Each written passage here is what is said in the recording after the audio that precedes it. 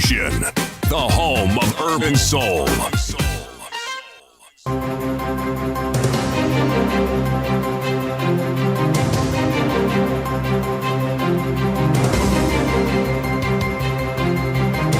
This is the Radio Generation News.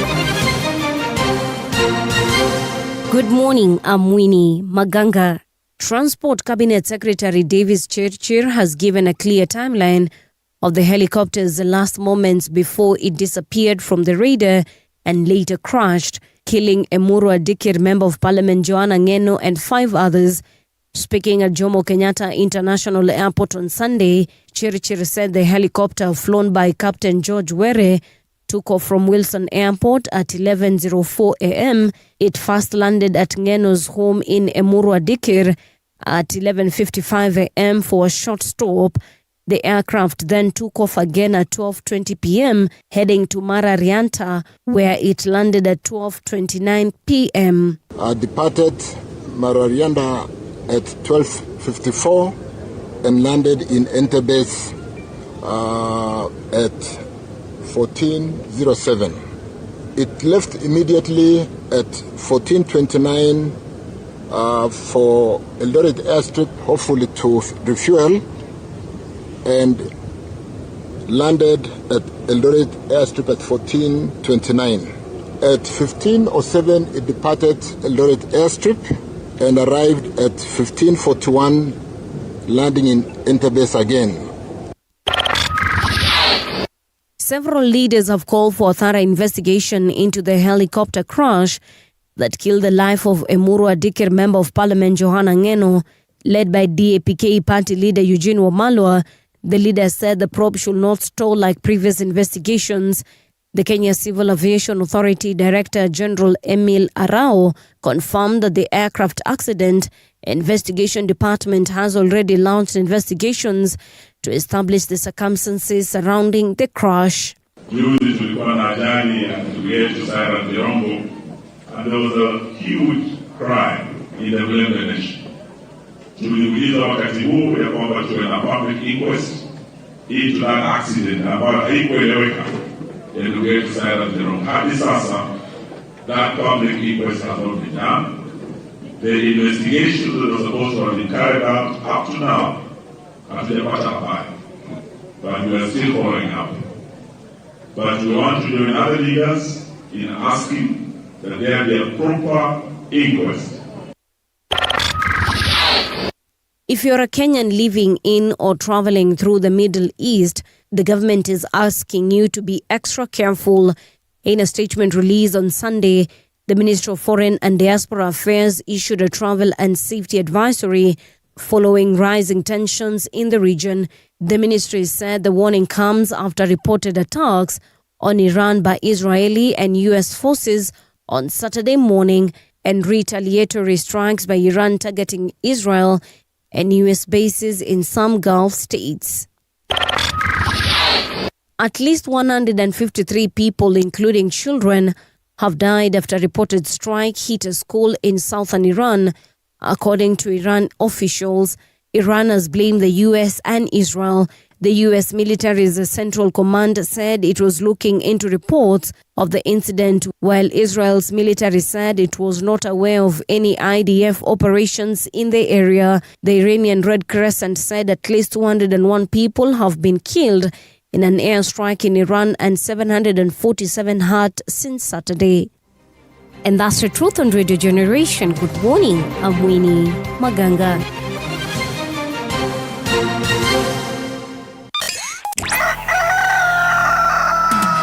In the beginning, there was morning radio.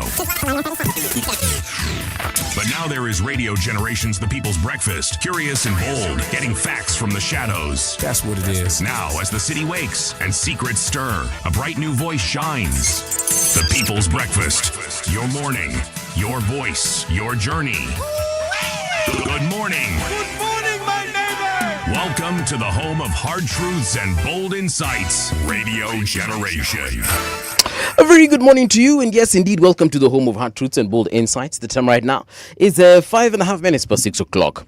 A very good morning to you. Glad that you can join us this particular morning. Where exactly are you listening from? Because I am concerned for fellow citizens. A lot has been happening over the weekend, and I just ask myself, is everyone safe? We know what is happening over the borders, across the oceans, across the seas. Kule sehemu za kunaitwaje kule Israel, Iran na kwingineko. Tunajua kile kilifanyika pia hapa nyumbani, where we lost a sitting MP and much more. So that definitely part of the conversation that is going to be taking place today. And also a very unfortunate incident that happened in Westlands, where apparently someone attacked a mosque and just randomly started stabbing people. And I was like, "Aye, guys, kwani what's happening? We have bigger fish to fry." For example, we have rising costs of commodities. That is a problem that we're already facing. We don't want any other problems like, sijui mara someone is stabbing people when they are worshipping in the holy month of Ramadan. As in, for real, guys. What's not happening on that particular front? These are the kind of things we see in movies. When you see someone being attacked, or rather we see these attacks happening in churches, in mosques, in temples and other places of worship, and you expect someone like James Bond to swoop in and do a little thing, do a 1-2-1-2 and save people. But in real life, I cannot imagine how that is. A big shout out, by the way, to the folks that actually subdued this individual. They went in and they decided to decided to risk their lives, for lack of a better word, subdued this particular individual, and they left it to the police to do the rest of the job. The anti-terrorism police unit did step in and kind of saved the day. So that particular individual is in custody, and investigations, of course, into that incident are underway. But what really shocked me is the fact that this man is of what is it called, Somali origin, but has a Canadian passport. I wonder why anyone would come all the way from that far off to come and just hurt fellow human beings. Yeah, mimi hujaribu kuelewa why people do some of the things they do, and to be honest, it doesn't make sense. But anyway, let's wait for the police to do their thing on that, and they'll definitely get back to us. Another story that literally broke the internet over the weekend is the death of MP Johana Ngeno. Of course, condolences to his family, condolence to his constituents. Johana Ngeno, one of those figures, by the way, personally I didn't know him until news of his death hit the headlines. So he's a third-term MP, if I'm not wrong. But most importantly, he is the kind of person who was a very, very vocal person in his line of duty. He did a lot of things. There's actually a video clip of him doing rounds on social media where he was confronting policemen in his constituency after they attacked innocent people. I think something was happening, either evictions or some kind of drama that was taking place, and of course he stepped in. So that's one of the prominent things I saw about him. And of course, he was a guy who loved to interact with the public.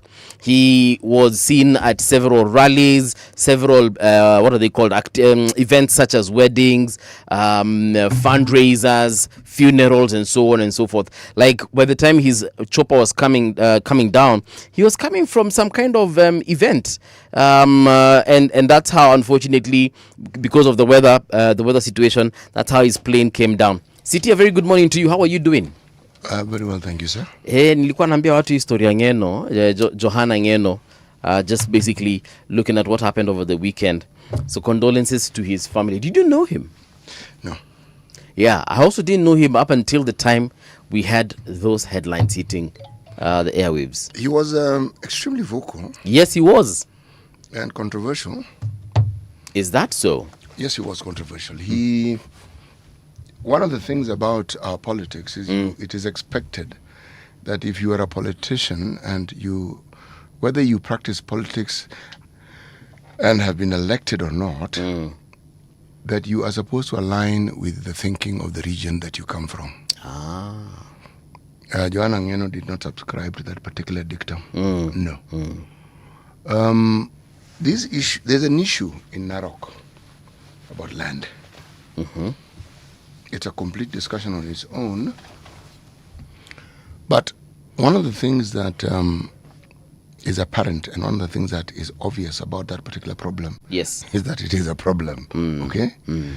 So when people speak about things that are that problematic and things in which one has heard the mention of the name of the president, many people steer clear of such things.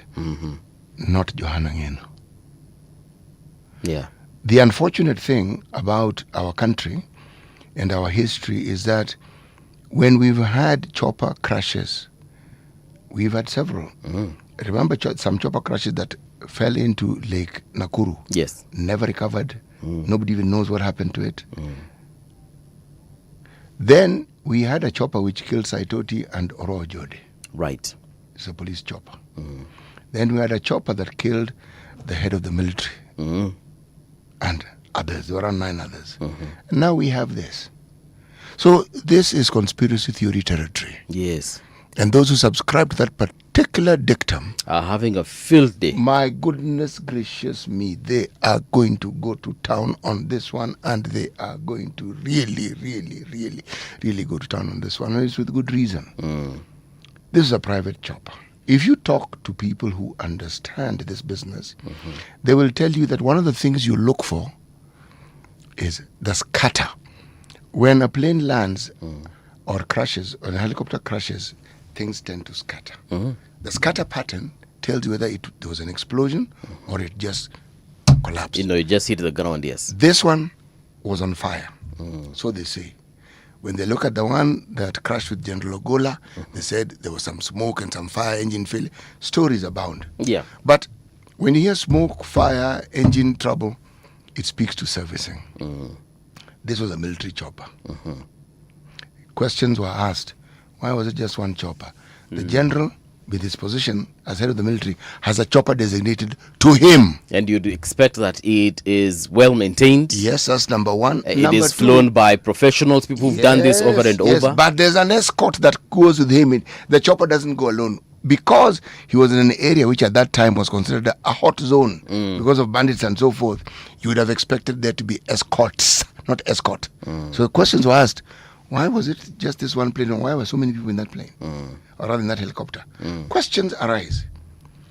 Every time we've had a problem, if you move away even from Kenya, yes, there was the MAX, the Ethiopian airline accident, all right? People asked questions. Yeah. That plane, that particular model, was known to have a fault. Okay? We had one in Douala, in West Africa. That was a Kenya Airways flight. What am I saying? I'm saying aircraft travel is one of the safest on the planet. And those who understand this business will tell you that it is either pilot error, okay? Pilot misunderstood. Yes. And the Douala one was amidst the sort of climate and weather that we have now, and they'd been told, guy, don't take off. Give it time. We can wait until things clear up. The rest is, of course, history. Yeah. But around the time when Saitoti and Oro Jode died, the narrative at that time was, oh, these things are not being well serviced. The time when Dr. General Ogola died, again, to the same story. These things are not being well serviced. So you have to ask, there is an allocation for the ministry, for the military. Why are they not well serviced? Yes. Specifically the one that carries the CDF. Yes, why? Zingine maybe tunaanza sema hakuna pesa. Lakini ile mmeitengeneza. Hata hivyo, bro, there's money. So, and yet, I have not heard of money going back to the exchequer from the Ministry of Defense. So what I'm saying is, this is fodder for conspiracy theories. This one. When you pile it nicely, we will be inundated with stories and speculation. And the problem is that the moment that takes center stage, it actually detracts from what we need to focus on, which is actually what really happened.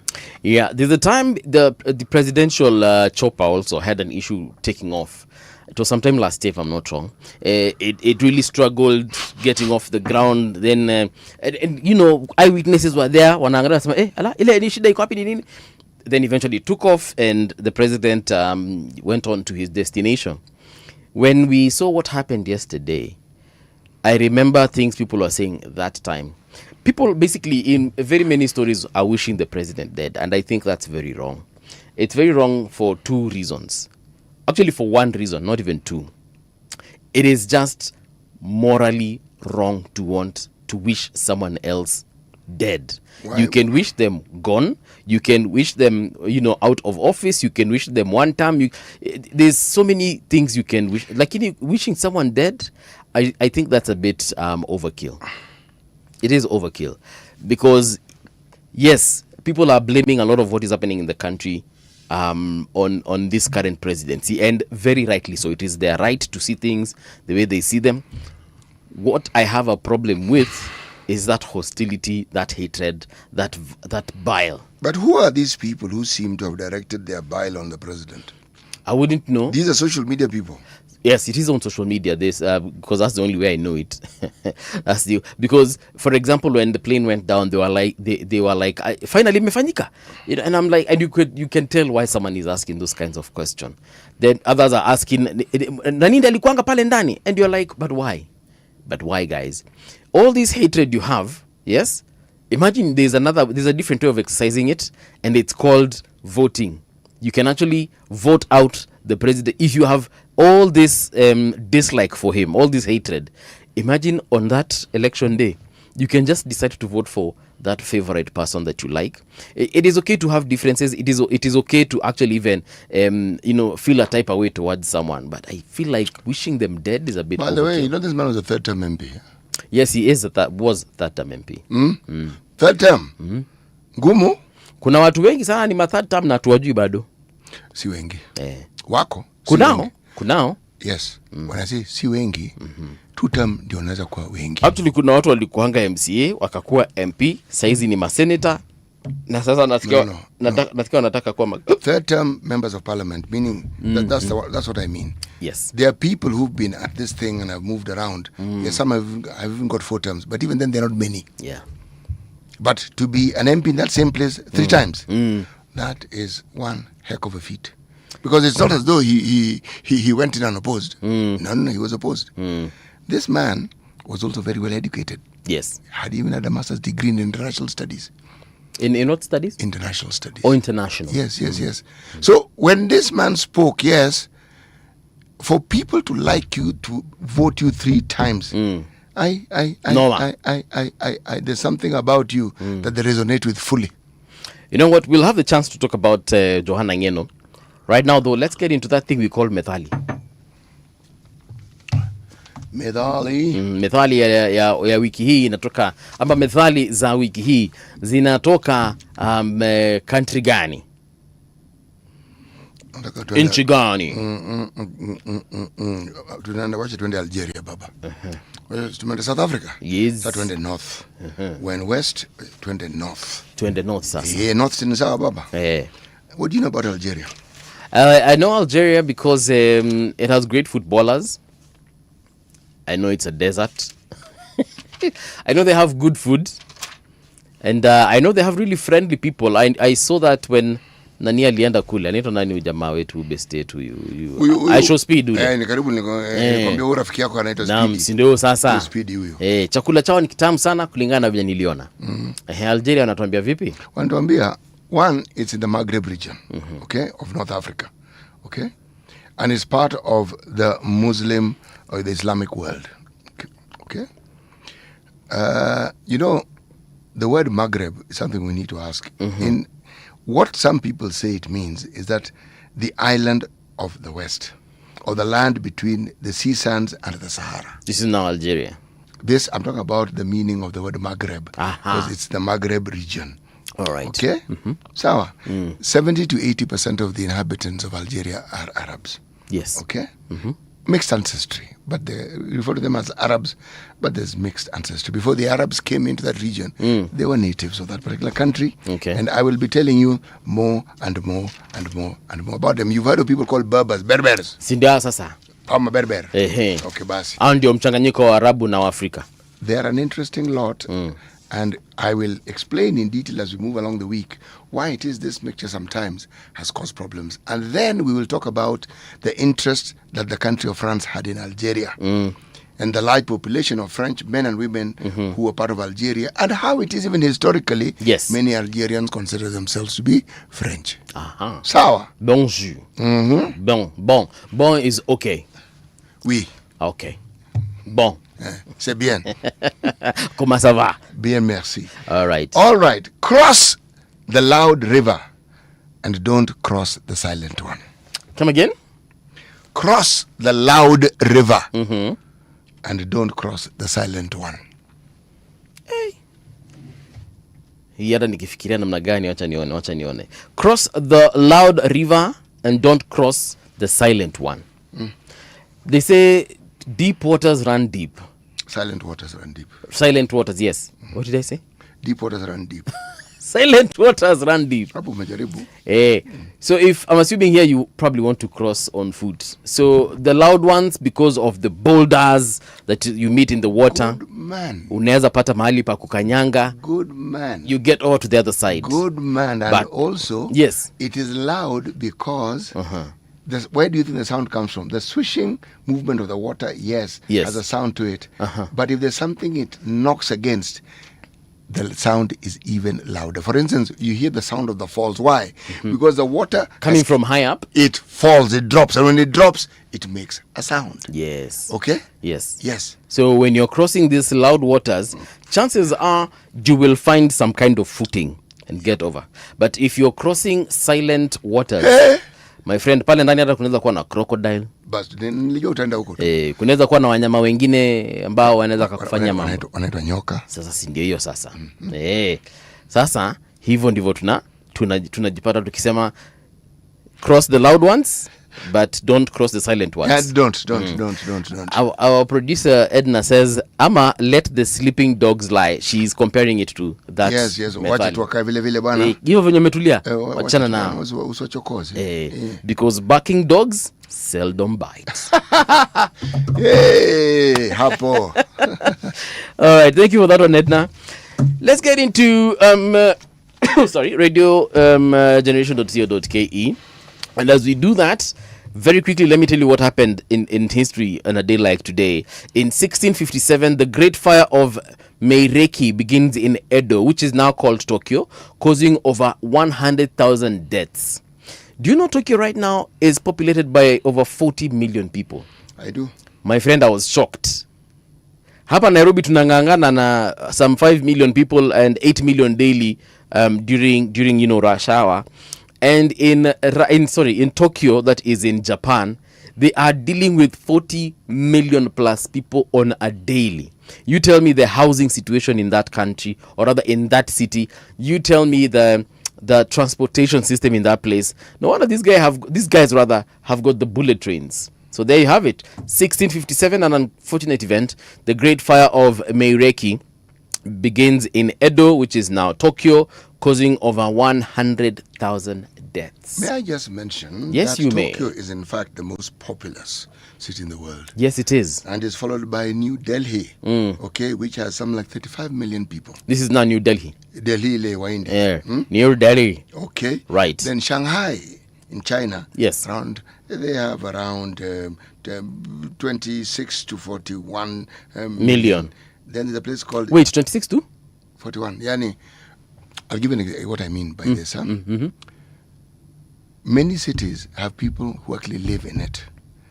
But some are transient. They are there during the daytime, then they leave in the evening.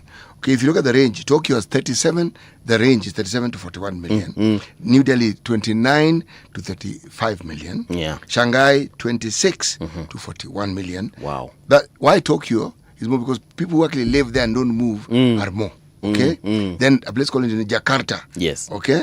In Indonesia. Right. They also have 29 to 49 million. My then goodness. Bangladesh city. Bangladesh. Right. A place called Dhaka. 36 to 40 million. Then Mumbai, 27 million. Then Manila, Philippines, 27 million. Egypt, 21 million. Mexico City, 22 million. Beijing, China, 20 million. Where's are you? Wachana hiyo. Tuache tu ndio. Sisi hapa tunangangana tu 8 million gives us stress. You see, that's a strange thing. There are many countries in the world that have an entire population of what? That 8 million. Imagine. As we have it in Nairobi. Yeah. I'm sure when them they hear Nairobi 8 million, and they're like, that's the entirety of our country. Us hearing 41 million, and I'm like, that is the entirety of our country. Give or take another 10 million. Also. Yes. All right. Thank you so much. Let's see what's making headlines across the nation, across the world, across the globe. Pope Leo urges dialogue after killing of Iran's supreme leader sparks regional crisis. This story. They just bombed this country, killing their leader. And no, you Americans in Wanoma, my friend. They even have photos of how his body was discovered, and they have shared it all over the internet. Not only did they go there and do whatever they did, of course, including Israel. But I feel like there's some humiliation after that. Sharing photos of this particular person. This person had a family. This person had, followers. And you feel he was also a very reluctant leader, meaning he was made the leader, but he wasn't one of these gung-ho, popularity-seeking, power-seeking type of leaders. I've also seen photos videos actually doing rounds online of what is purported to be Iranians celebrating his death. How true that is, I honestly don't know, but stories are out there and videos are out there and photos are out there. What I often concern myself with is the aftermath. What have they done? What do they think they have done? These are conspiracy theorists online who came out and said that this is just another well-scripted play that the specific world players, and that is America, Iran itself, Israel, and the likes of Saudi Arabia and the UAE. This is a well-scripted play whereby they just needed to get rid of this particular individual, of course, have their own influence over the leadership of Iran, and then everything goes back to normal, and then those specific countries will benefit from what they have done. How will they benefit? It was quite a long video online. I didn't finish it, but I got 3 minutes into it and I just realized this could be true or not. I guess we'll just see. But he was saying, for example, that some of the airspaces were closed in the UAE. Saudi Arabia closed its airspace. And then this person was saying that if you look at even the infrastructure that was affected in Dubai, see places critical ziliumia. Because remember, apparently Iran threw some missiles over to the UAE. Some places like Dubai were attacked. But he was saying that this particular now conspiracy theory, this theorist, let me call him that, this theorist was saying that not major infrastructure was destroyed. Markets weren't destroyed, airports were untouched. Yes, that's what you see. Now this is where now the propaganda dons take over. There are those who say one of those bombs landed in a kindergarten. So they depends on whose propagandist you're listening to. Wanasema zile zilifanyika Iran zilifanyika. Hizo kutupa bomb nini kule Iran, hizo nazo zilitarget some major places. Yes. But outside Iran. No. What I'm trying to say is the propagandists are saying they were targeting military bases. Yes. And I'm saying if you read the broader messaging from Iran, a kindergarten was targeted and children died and teachers died. Kindergarten. In Iran? Yes. So, who am I to believe? To be honest, I don't know, man. At this rate, I guess we'll just have to wait and see what happens after. I am going to go with history. I am not waiting. I'm actually going to cast my lot with those who are. This is one of those few times when I'm going to become speculative. Now, huyu jamaa sasa, huyu theorist alikuwa na compare what is happening to Iran right now to what happened in Iraq a couple of years ago when Saddam Hussein was toppled.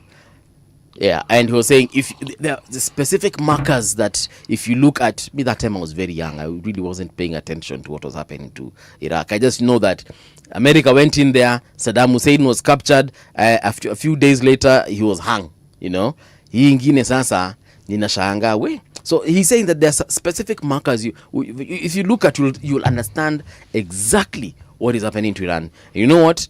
Let's wait and see. Actually, this one, Yeah. we don't have to wait. Paul, this one we can actually see. We can. It is important to listen to all these conspiracy theories, but it's also good to ask yourself how credible some of these fellows who are speaking are. Yeah, sure. There are people who, long before this particular situation, long before Venezuela was attacked, had been speaking about the geopolitics of that particular region. The one which caught my attention was the one who spoke about one commodity that is at the center of the discussion about Iran and the discussion about Venezuela. It's called oil. And they argue that the biggest buyer of Venezuelan and then Iranian oil is China. So the issue here, if you look at it, and they say, look at the time when now the U.S. is attacking Iran. Just a few, within a fortnight of that particular period, India's Modi visited Israel. Immediately after that, we saw the Pakistanis at war with Afghanistan, the issue of the border. They argue that the Pakistanis are very close allies of the Iranians. And they also share a border of some sort. India has a port at the foot, just right at the foot there of Iran. It's a port that's controlled by the Indians. Okay? And they say this, in their opinion, is the launching pad from which they were going to continue to, should we say, perpetrate their geopolitics. And he says that is what is playing. His angle is a commercial one. There are those who, on the other hand, are saying that if you look at the history of Iran, from the time there's a guy called Mossadegh, who was the first prime minister, who was actually elected. He was removed, and a guy called Shah Pahlavi became the ruler. He followed the same thinking of the dynasties long before then, when they had monarchs. And his rule, there are those who argue it was repressive. There are those who argue it was Western leaning. But he ruled for a very long time. In the not too distant past, his son has been speaking. His son is alive. What am I saying? I'm saying it is important to pay attention to all these people who are saying, but then you fact check and say, what else has been said of this region and what else is actually happening? But also at the center of this, when you move away from the commercial element of oil, there is Israel. And they argue about the larger plan of Israel for a larger Israel, which now takes into account other territories other than what we see at the moment. And the argument, as I say, is as interesting as the others. But there is no shortage of people who have their reasons as to why what is happening is happening. In fact, there are those who take it even further and say that the Hindus, okay, have an expansion policy that is not very different from the Nazis. You know, Prime Minister Modi did write this. He said, Sokakti per telephone, im roshi. Oh, let me read it in English. I spoke by phone with Prime Minister Benjamin Netanyahu to discuss the current regional situation. I expressed India's concern over recent developments and stressed that the security of civilians is a top priority. India reiterates the need for an immediate cessation of hostilities. And then he tagged Netanyahu in his tweet. So that was him just telling Netanyahu, look, guys, as you do all these hostilities towards this country, just remember one thing. Pale bana kuna citizens, kuna innocent folks like you and I who are just coming to work. Has he condemned the hostilities? Yes, he has. Read it again. I spoke by phone with Prime Minister Benjamin Netanyahu to discuss the current regional situation. I expressed India's concern over recent developments and stressed that security of civilians is a top priority. India reiterates the need for an immediate cessation of hostilities. He didn't condemn it. That is diplomatic talk, which in essence means nothing. Sawa, acha tufanye traffic kidogo. Alafu turejee mazungumzo ambayo yana make headlines, including hiyo story ya kule Iran. Traffic. All right, Kilimani Estate, that area is looking clean. Watu ambao wanaelekea makazini ama wanarudi manyumbani mko sawa. Haile Selassie iko clean kabisa. That is when you're getting into the CBD. A little bit of traffic within the town because of the bus stops. For example, pale sehemu ya Easy Coach, that is where all the matatus coming from Ngong Road, Jogoo Road coalesce. So you can imagine the kind of traffic that would be there. But Everything else looks good. Muranga Road, for instance, that looks good as you're heading into Thika Superhighway. You guys are moving quite well. But the folks coming from Githurai heading over to, Roysambu GSU headquarters, KCA University, Utali Hotel, basically your area yote ya Savem Kingia town, you know how it is. Traffic is bumper to bumper, and today it has started from far. Yeah, we're talking about all the way from Kahawa and Dani, Kenyatta University main campus to be precise. Today getting into town is going to be a problem if you're coming from that road. Eastern bypass is clean, so the guys are moving quite well. Not northern, but this is where is this? Southern bypass also looking quite well. Ngong Road, nimesema nyinyi watu mko sawa sawa kabisa. Muna complaints zozote. Watu wa Wayakiwe mko sawa kabisa. Also no complaints on which road is this? Langata Road. No complaints whatsoever. Let's head on over to Mombasa County. I don't know why I'm trying to walk there. Let me just fly there quite fast. Here we are. So Mombasa County also looking good. Mombasa kuna kwanga na trafiki, lakini leo inakaa ni kama mko sawa kabisa. I'm looking at this road and this is Mombasa Island now. Pale Blue Room Restaurant, hiyo barabara haijaandikwa jina kwa sasa, lakini iko sawa. Watu ambao wanatoka kule Fort Jesus mko fiti kabisa. Nkuruma Road, Makadara Road, Moi Avenue, Mnazi Moja Road, tuangalia Dedan Kimathi Road, kote kule kuko sawa. Mahali ambapo naona kuna trafiki kidogo ni pale Mama Ngina Waterfront ukielekea Oceanic Road. Pale Kenya Ferry Services ambazo zina connect Likoni Ferry, zenye zinatoka Mombasa zikielekea Kwale. Pale ndio kuna kidogo kuna msongamano wa magari, lakini msongamano huo ni wa zile gari ambazo zinataka kuingia katika ferry ili ziweze kuvuka from one county to the rest. Everything else is looking A-okay. If you see something I need to know, holla at a brother. Traffic on Radio Generation. All right. Let me start with this newspaper that is, where is it? Oh yeah, here we are. Daily Nation. Front page says, end of an era. The government has asked Kenyans in the Middle East to be vigilant and contact the Kenyan embassies if in distress amid the escalation of joint US-Israel airstrikes on Iran, which have killed Iranian Supreme Leader Ayatollah Ali Hussein Khamenei. You will get that story on page 6. And MP Ngeno, secret tapes that fixed Gachagua. Now, the lawmaker joins high-profile individuals, including military chief, killed in plane crashes. They're saying the full coverage is on page 2, 3, 4, and 5, but this is just an overview. The die was cast for then Deputy President Rigathi Gachagua after leaked conversations in 2024 with Johanna Ngeno. Preliminary investigations into crash that killed Emurua Dikir MP show helicopter was flying in low altitude. Opposition leaders demand an independent probe into the lawmaker's death in crash, and then how a 5-minute delay saved county official from boarding ill-fated chopper. Yeah. And now, of course, the late MP Johanna Ngeno is among 6 people killed in a helicopter crash on Saturday at Kiep village in Mosop, Nandi County. The helicopter went down minutes after takeoff and burst into flames in a hilly area. Authorities have opened investigations into the tragedy. I am not a pilot. I've actually never flown in a chopper before, but nimeendesha gari na naendeshanga gari sana. And you know there's even weather where you don't drive.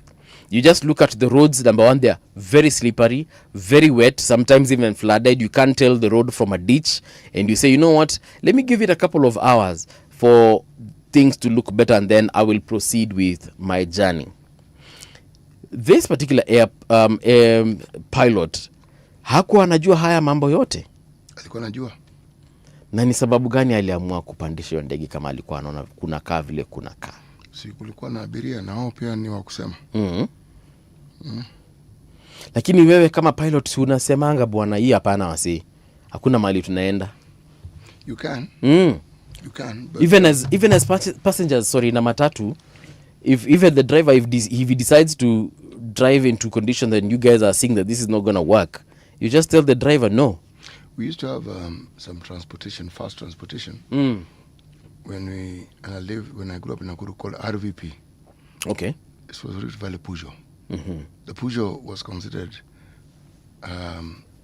should we say, an upgrade of transport, where there were just a few of you in a car and it's like you're in your own personal car. There was one which even traversed Nairobi, Mombasa. Zile wepesi zile. Ndio hizo wepesi. Wepesi.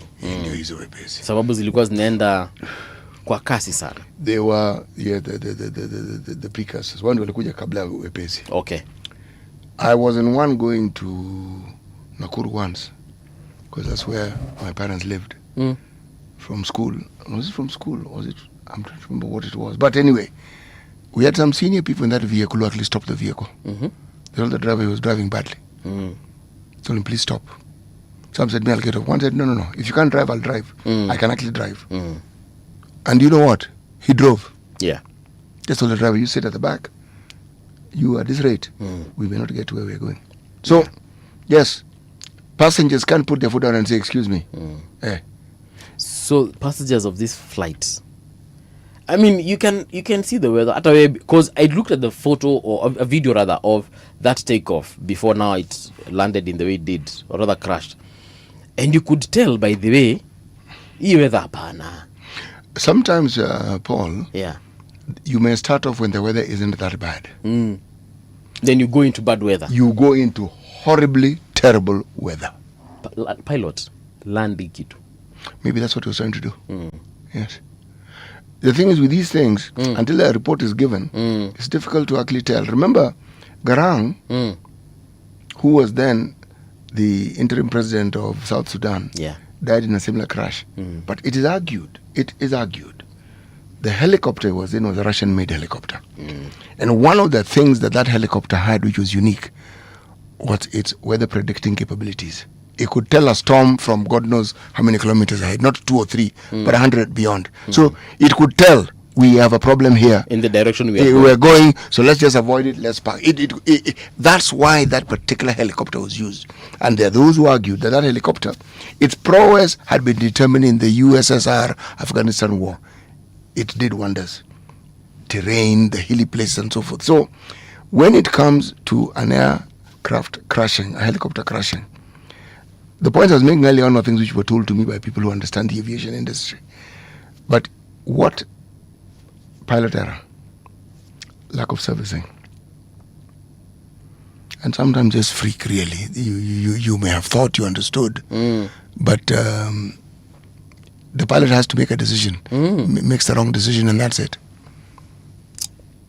Anyway. See, in the air, you can't park on the side of the road. You just can't slow down like a gari kando. No, you can't do that. You that. have got to look for somewhere to land. Yes. That's why it's called crash landing. Mimi naweza weka place yote. And yet that crash landing requires the engine of that particular craft to be working well, so it can direct it where you want to go. And that the controls are also working well. Yeah. If there's a problem there, man, you will crash. Forget crash landing. You will crash. You know, if you think about how a helicopter actually operates, the blades have got to go fast enough for it to create enough downforce for it to actually lift. Yes. And that lift inakuwaga ngumu. Yani ukifikiria, yani if it doesn't have enough of that, then you guys are not going anywhere. Nakuna mali mnaenda. Now imagine it loses that lift when it's, about 500 meters above the ground. It descends like a piece of rock. Yes. It descends. And the material that these things are made of, for it to be able to fly, they are solid, they can withstand things, but the truth of the matter is, every time there's a crash, you see the disintegration. It tells you. Yes. The Standard front page, MP who defied Ruto, that's what they're calling the late MP Ngeno, in a region rather known for voting as one, and following the man at the top, Emurua Dikir MP Johanna Ngeno stood apart. He defied President William Ruto's dominance over Great Rift politics and won. Driven by the struggles of his people, fiercely independent and unafraid to speak his mind, Ngeno often clashed with the region's political kingpin, not for personal gain, but in defiance of his constituents. His sudden death is a blow the region will not quickly recover from. Pages 8 and 9. Patrick Olentutu, Narok governor, says he was deeply devoted to his work, tirelessly serving his constituents with dedication and passion. A fierce leader who strongly defended the people he represented, whose commitment to development and service was exemplary. This is according to National Assembly Speaker Moses Wetangula. You know one thing about this MP, there's this one clip that is currently doing rounds of him saying that he will defend two-term with every what is it called, fiber of his being. And people were sharing because of some of the things that he said there. Hata kama ni damu tutamwaga, so that we shall defend it with blood. And I was like, we, my friend, kuna vitu zinatokezeanga wakati wako ukishaenda radha, ndio unaanza kuuliza, lakini if you could say this, unakuja unasema, lakini hii mambo nilikuwa nasema, had I foreseen this day? There are people who speak a heck of a lot. He was one of them. He is one of them. And sometimes we must accept that there are accidents that happen. Kweli. And that was his time. I remember there was a gentleman who was equally fiery, but he wasn't from Narok. He was from that region of Kericho. It was called Kipkalia Kones. Yes, I remember Kipkalia Kones. Kipkalia was even more fiery than this fellow. And a lot was said about that plane crash. Hey, man, people spoke and spoke and spoke and spoke. It is the nature of how we interpret accidents, especially of prominent leaders. So you've heard people extending and speculating on how the late Raila passed away. So you've heard. They don't specifically say, but they cast aspersions. Yes. So it's something that people who are politically inclined will try to milk. Yeah. But then where I would rather wait is for the professionals to come up and tell us, look, this is actually what happened to this particular plane. Yes. But in this weather, the weather ni mbaya, bro. Ni mbaya sana. Especially saizi. Manze kunanyesha. And let me tell you something else. That region, the time when it rains with great consistency is in the afternoons. Not early morning. Yeah. 1, 2, 3, 4. Those periods. Yeah. Even look, for the longest time, if you drove to that area to go to some of where we come from, you get to Kericho, you are guaranteed you would encounter rain at a certain point in time. Guaranteed. Yeah. Every single day without fail. Yeah. Now, if you know that period of time, and even when there's no rain, and you're on a plane, and you're going to Kisumu, you will experience turbulence in that region. You know. Because the plane either suddenly takes a dip, or it suddenly gets pushed up. The wind patterns in that region, there are those who explain it. The mountain zone, God knows. There's a way in which they explain it. But you are guaranteed hot air from the lake coming up and meeting with cold air from the God knows what. So this air meeting and creating pockets and whatever else they create. But you always have turbulence in certain places. Always. And when I say always, it's like almost every single day. You know. The moment the plane does this, you know you've hit Kericho. Yeah. Yes. Still on the Standard, Ayatollah killing, Trump opens a can of worms on the world. When an anchor on Iranian state television broke down in tears on live TV while announcing the death of Supreme Leader Ayatollah Ali Khamenei, the world saw a rare moment of raw emotion from Tehran's tightly controlled media. Her sobbing delivery as she pronounced the long-time leader martyred amid a massive US-Israeli military offensive signaled the shock shaking the Islamic Republic and foreshadowed the painful global repercussions rippling from the Middle East. Pages 4, 5, 6, and 7 is where you will get the full scoop as far as the Standard's perspective is concerned. Sisi uko na gazeti gani hapo? Bro, mimi nilikuwa naangalia Star, but there was my mind focused on a particular story. Yeah. I was still looking at this story of Ngenos.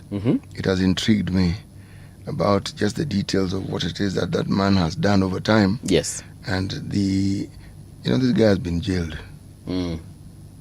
Yes, for his for the way in which he speaks and the things he said. But let me now get general and stop being specific to the life of this particular person. All right. There's a headline in the Star. Let me read a certain thing, then let me end with it, because this one is a lively one. Okay. Anger over foul-mouthed allies in opposition bosses' entourage. Okay. This one, let me read it for you so that you can understand what it is that I'm talking about. Okay. Outspoken allies are notorious for vulgar and reckless remarks under the guise of psyching up the crowd. Who am I talking about? Who are you talking about?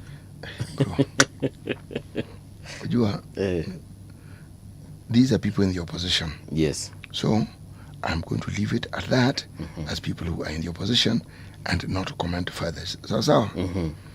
Okay, the life and times of Emurua Dikir MP Joanna Ngeno, Azim Dosa, the man who redefined bus travel in Kenya. This is the guy who is the boss of guess which bus? Easy Coach. Yes. Okay? Yes. Or Sundua, why Kenyans auctioneers need stronger judicial protection. Uburu dismisses ODM UDS plate as broad base marks 1 year. Bang in the middle of this paper. Kenyan wives skip spouses, send benefits to kin. Kenyan wives. Only 1 in 10 married women in Kenya choose to transfer their benefits to their spouses. I told you this was a lively one. But it's okay actually, I don't mind. We patia watoto. Ukiona wasn't worth that money, you can also just give it to your parents or your siblings, no problem. Ndio maana wanaume mnaambiwa mfanye kazi mtafute pesa, so that such incidences don't shock you when they actually happen. Wanasemanga bahati ya mwenzio silalie nini mlango wazi. Kwa hivyo bahati ya bibio ama ni nani mpenziwe mkeo, bahati ya mkeo silalie mlango wa silalie mlango wazi. Nyimbo iliimbwa zamani in the 70s, I think ilikuwa ni Morogoro Jazz Band. Mali ya mwenzio sio mali yako ya kujivunia. Naam. Yes. Kwa hivyo mali ya bibi yako si mali yako ya kujivunia. Usingoje, by the way. I mean, she should give you, because at the end of the day, I'm sure you will give her your inheritance, and of course share it with your children. Paul, to give inheritance, you need to have it, don't you? Yes, you need to. Exactly. I'm talking about those people who actually have something to give. Thank you. Right now, majority of Kenyans are broke anyway. Chances are, if you die today, that's it. Kenya umeacha bibi yako ni madeni mingi na aibu mtaani mingi. Ulikuwa unadaiwa mafuta hapa, nyama pale, sukuma wiki pale kwa mama mboga. Yes. Kidogo sijui ulipatia mimba nani 10 years ago, so now there are other children. That is unfortunately what some Kenyans will leave their wives. But what I'm saying is, majority of them, please just work. Don't focus on what your wife has. Forget it, my friend. Forget it. Can I ask a question? Please ask. Why would one want to focus on what their wives have? Good question.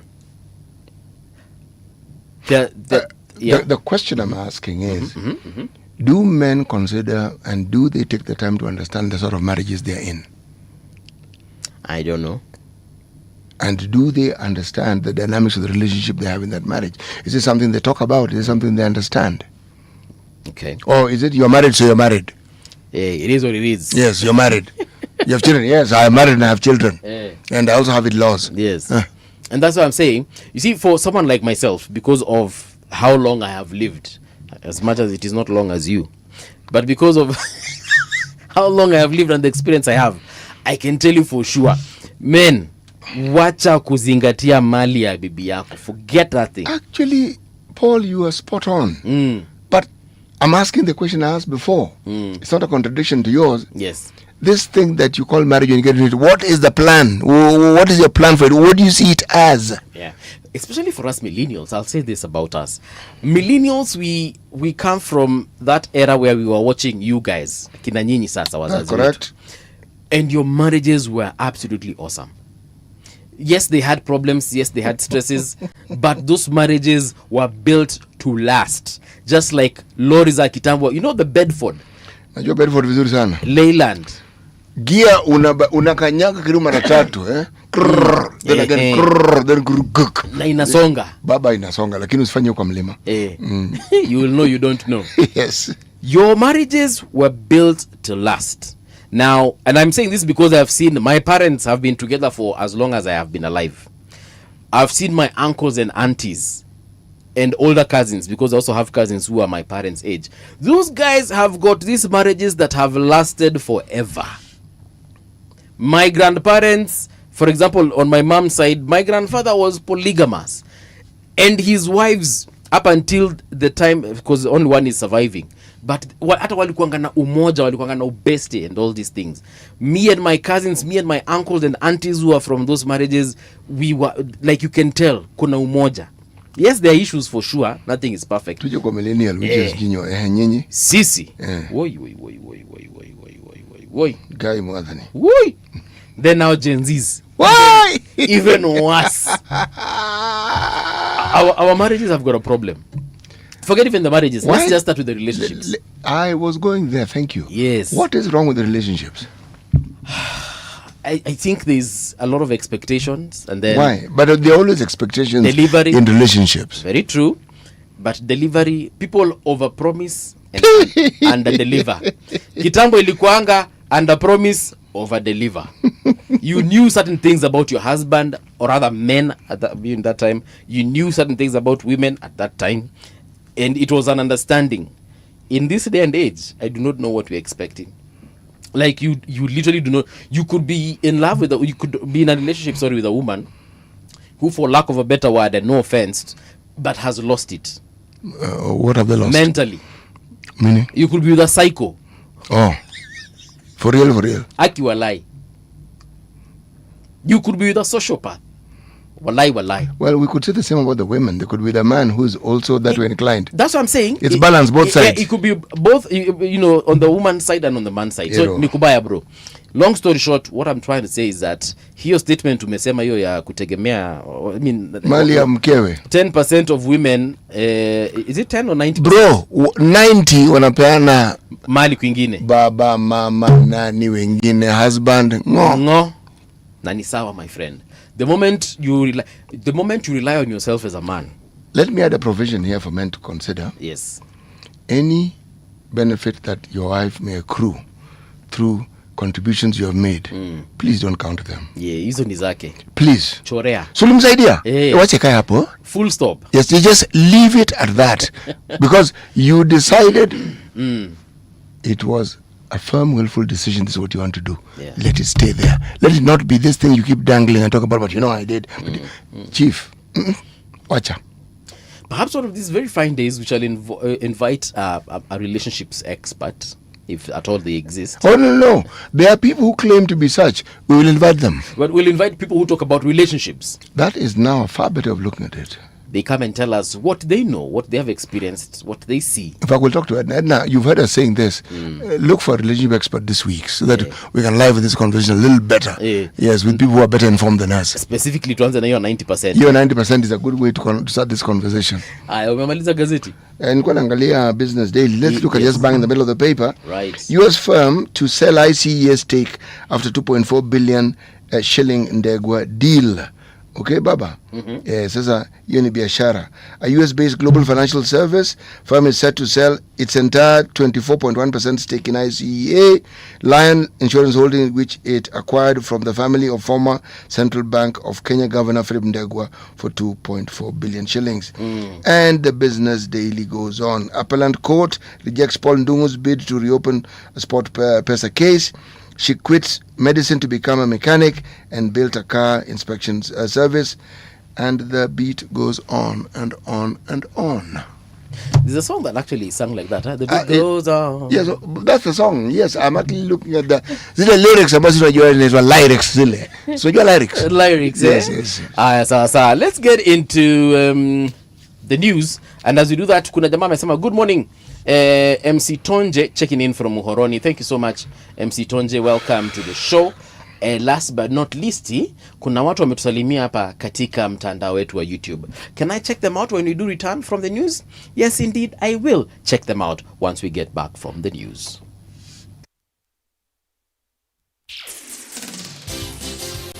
It's 7 o'clock.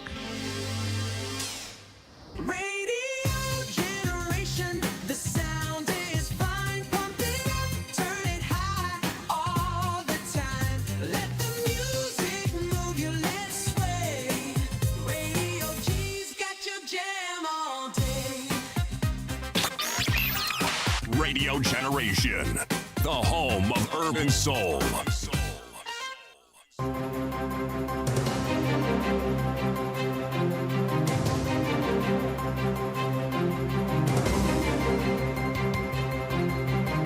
This is the Radio Generation News. Good morning, I'm Winnie Maganga. Kenya's coalition of church alliances is calling for an end to the use of hired goons in political campaigns. The religious leaders say early political campaigns are fueling tension and leading to destruction of property. They have asked the Independent Electoral Boundaries Commission to step in and help calm the rising political bickering. The church leaders are also demanding action from the police. The rallies organized by politicians from all sides of the political divide have continued to whip up emotions of Kenyans and unnecessarily put the country on election footing more than 17 months before the 2027 general election. Worse still is when tear gas canisters are thrown into church services where congregants, including the elderly, who could be battling with lifestyle, health issues, and children are gathered for worship. Interior Principal Secretary Raymond Omolo has urged residents of Migori County to uphold peace and tolerance amid the ongoing National Identity Cards registration drive. Addressing residents in Masara, Surna West, Omolo said local leaders had collectively agreed that political differences must not trigger conflict or draw youth into unrest. He also warned against attempts by politicians to create tension in the country. We must preach peace. It doesn't matter which leader you support. The point is everybody must be given an opportunity to canvass his ideas. We will not allow violence. We will not allow intimidation to take root in Migori County, just like we are doing across the entire republic. The National Assembly is calling for more money to be urgently allocated to the education sector. Members of Education Committee warned that the current budget is not enough and could leave millions of learners without important support. Secondary schools are among the most affected. Lawmakers say senior secondary schools need 78.4 billion Kenya shillings to support 3.5 million students at a cost of 22,444 shillings per learner. The Orange Democratic Movement says it is ready to hold talks with other like-minded political parties ahead of the 2027 general election. Speaking in Migori on Sunday during the party's Linda Ground rally at Poster Grounds, ODM party leader Oburu Oginga said he has been given the green light by the party to begin negotiations with political groups interested in forming the next government. Our brothers are misunderstanding the meaning of 10-point agenda. They are saying that when it comes to 7th of March, that is going to be the divorce of ODM and ODA. I'm telling them that that will not happen, and it is Airlines are continuing to cancel and divert flights in the Middle East after the US and Israel launched strike against Iran. Flights in and out of airports in Tel Aviv, Dubai, Doha and other international hubs in the region have been suspended. The UK Foreign Office is warning British citizens against all but essential travel to Bahrain, Kuwait, Qatar, and the United Arab Emirates. Those already there have been advised to shelter. And that's the truth on Radio Generation. Good morning, I'm Winnie Maganga. The views and opinions expressed on this program are those of the guests and do not necessarily reflect the views of Radio Generation. Radio Generation assumes no responsibility or liability for the interviewee's views. This is Radio Generation. In the beginning, there was morning radio. But now there is Radio Generation's The People's Breakfast, curious and bold, getting facts from the shadows. That's what it is. Now, as the city wakes and secrets stir, a bright new voice shines. The People's Breakfast, your morning, your voice, your journey. Good morning. Good morning, my neighbor. Welcome to the home of hard truths and bold insights, Radio Generation.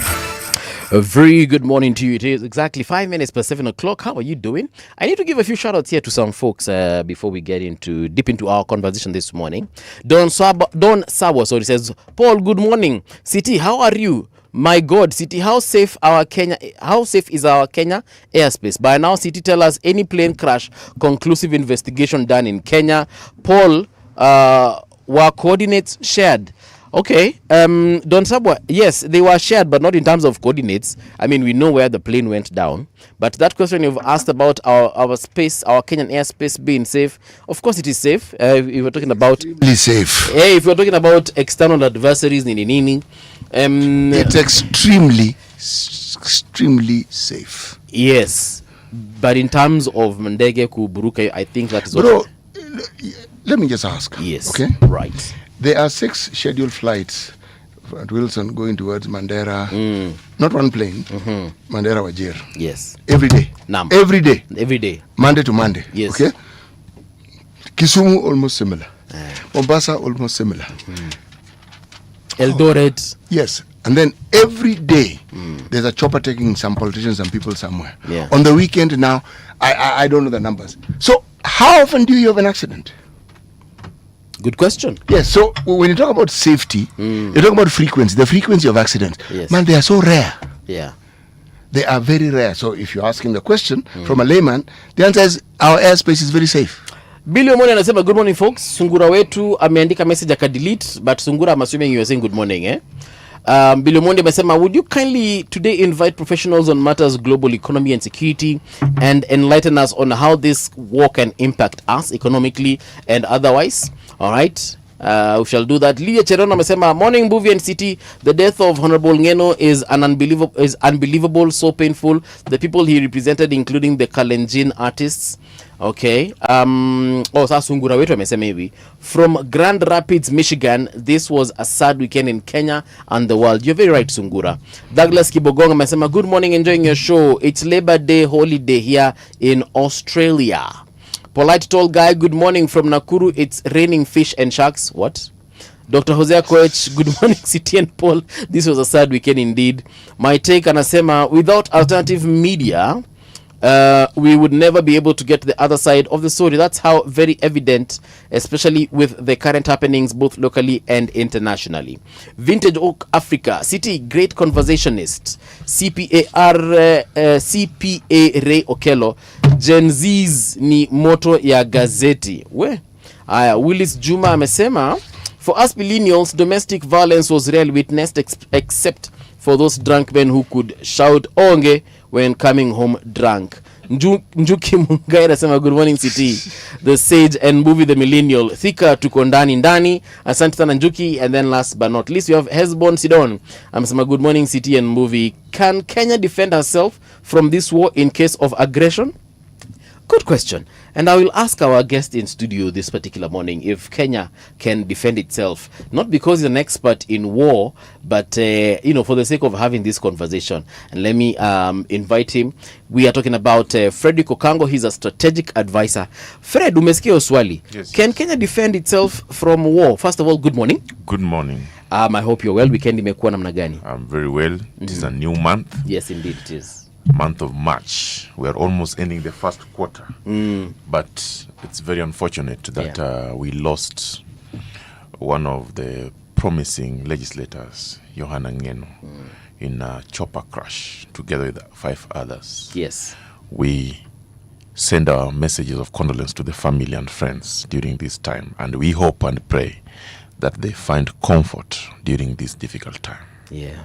Secondly, I appreciate the fact that you have invited us here as we wait for Professor to come and talk to the listeners and engage. This is one of the ways of participating. It's a public participation so that we learn from each other, engage, and share what we think in our own opinions.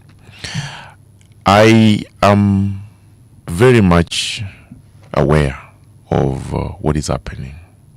I am not an expert in international relations or an expert in matters of war, but the Israel-America-Iran war has got serious effects, specifically to Kenya.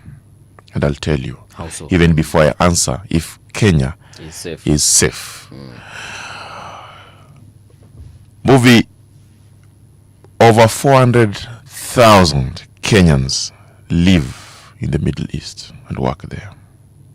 Today, as we speak, they are worried. But the government has given an advisory to those people, emergency contacts, and what to do when they are there during this time. President Trump and Israel, Netanyahu leader, have hit Iran. We are being told that the supreme leader is dead. There are retaliations.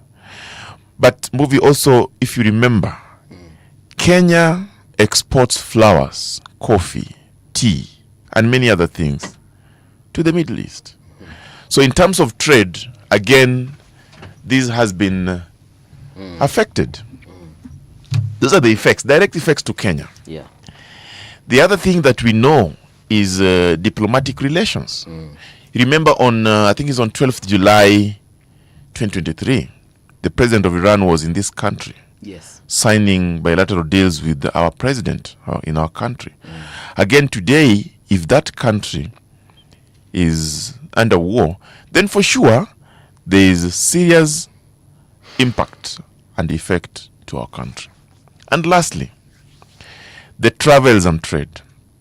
We are told that the airports are shut down. Dubai, Doha, the Qatar Airlines, they are grounded.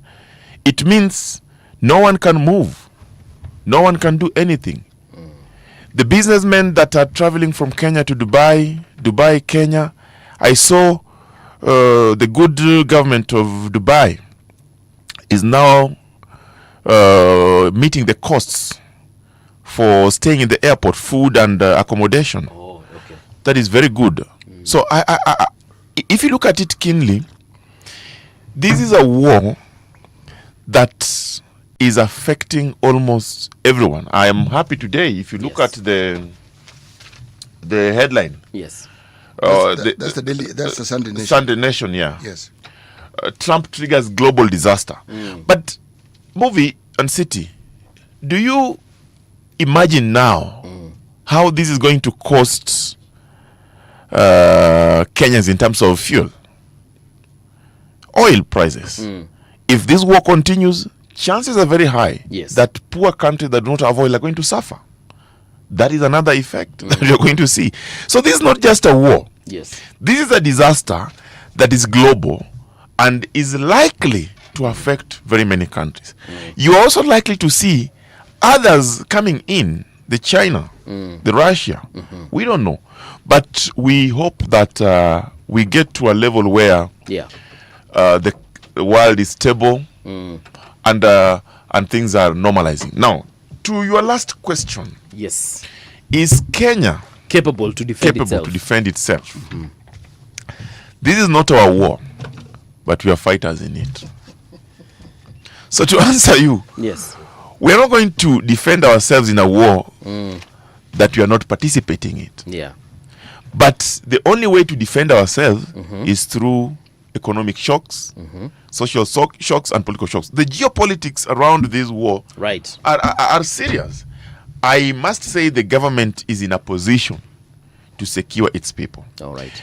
Honorable Mudavadi gave travel advisory to people in the diaspora, and I think the government is doing everything possible to ensure that the safety of Kenyans in the Middle East is first. Okay. So I can confidently say that the government is doing everything possible to ensure that we are safe. But in terms of real war, if Donald Trump, as rogue as he is, would hit us, I'm not sure if... I don't think the Americans would hit Kenya. They wouldn't. We have They wouldn't. several of their bases here anyway. Exactly. The British are here. But their enemies could imagine that just in case... If bad. Yeah. I mean, they would try to target countries that have got American bases. We don't want to imagine those things. But I think, as a nation, we are safer and peaceful as at now where we are, and our relation with Americans, with Iran, has been very cordial. I don't think it will escalate to that level. I don't think. Allow me to introduce Professor Alfred Omenya. Prof, good morning, happy new month to you. Karibu tena sana. Good morning. I'll ask you to get that mic closer to your mouth. Yes. There. Right there. Right. Na kusikia sasa. Asante sana. Umetupata tukiongea maneno ya the killing of the Ayatollah. Yeah, correct. And someone in the comment section was just asking, is Kenya in a position to defend itself in case we find ourselves in this war?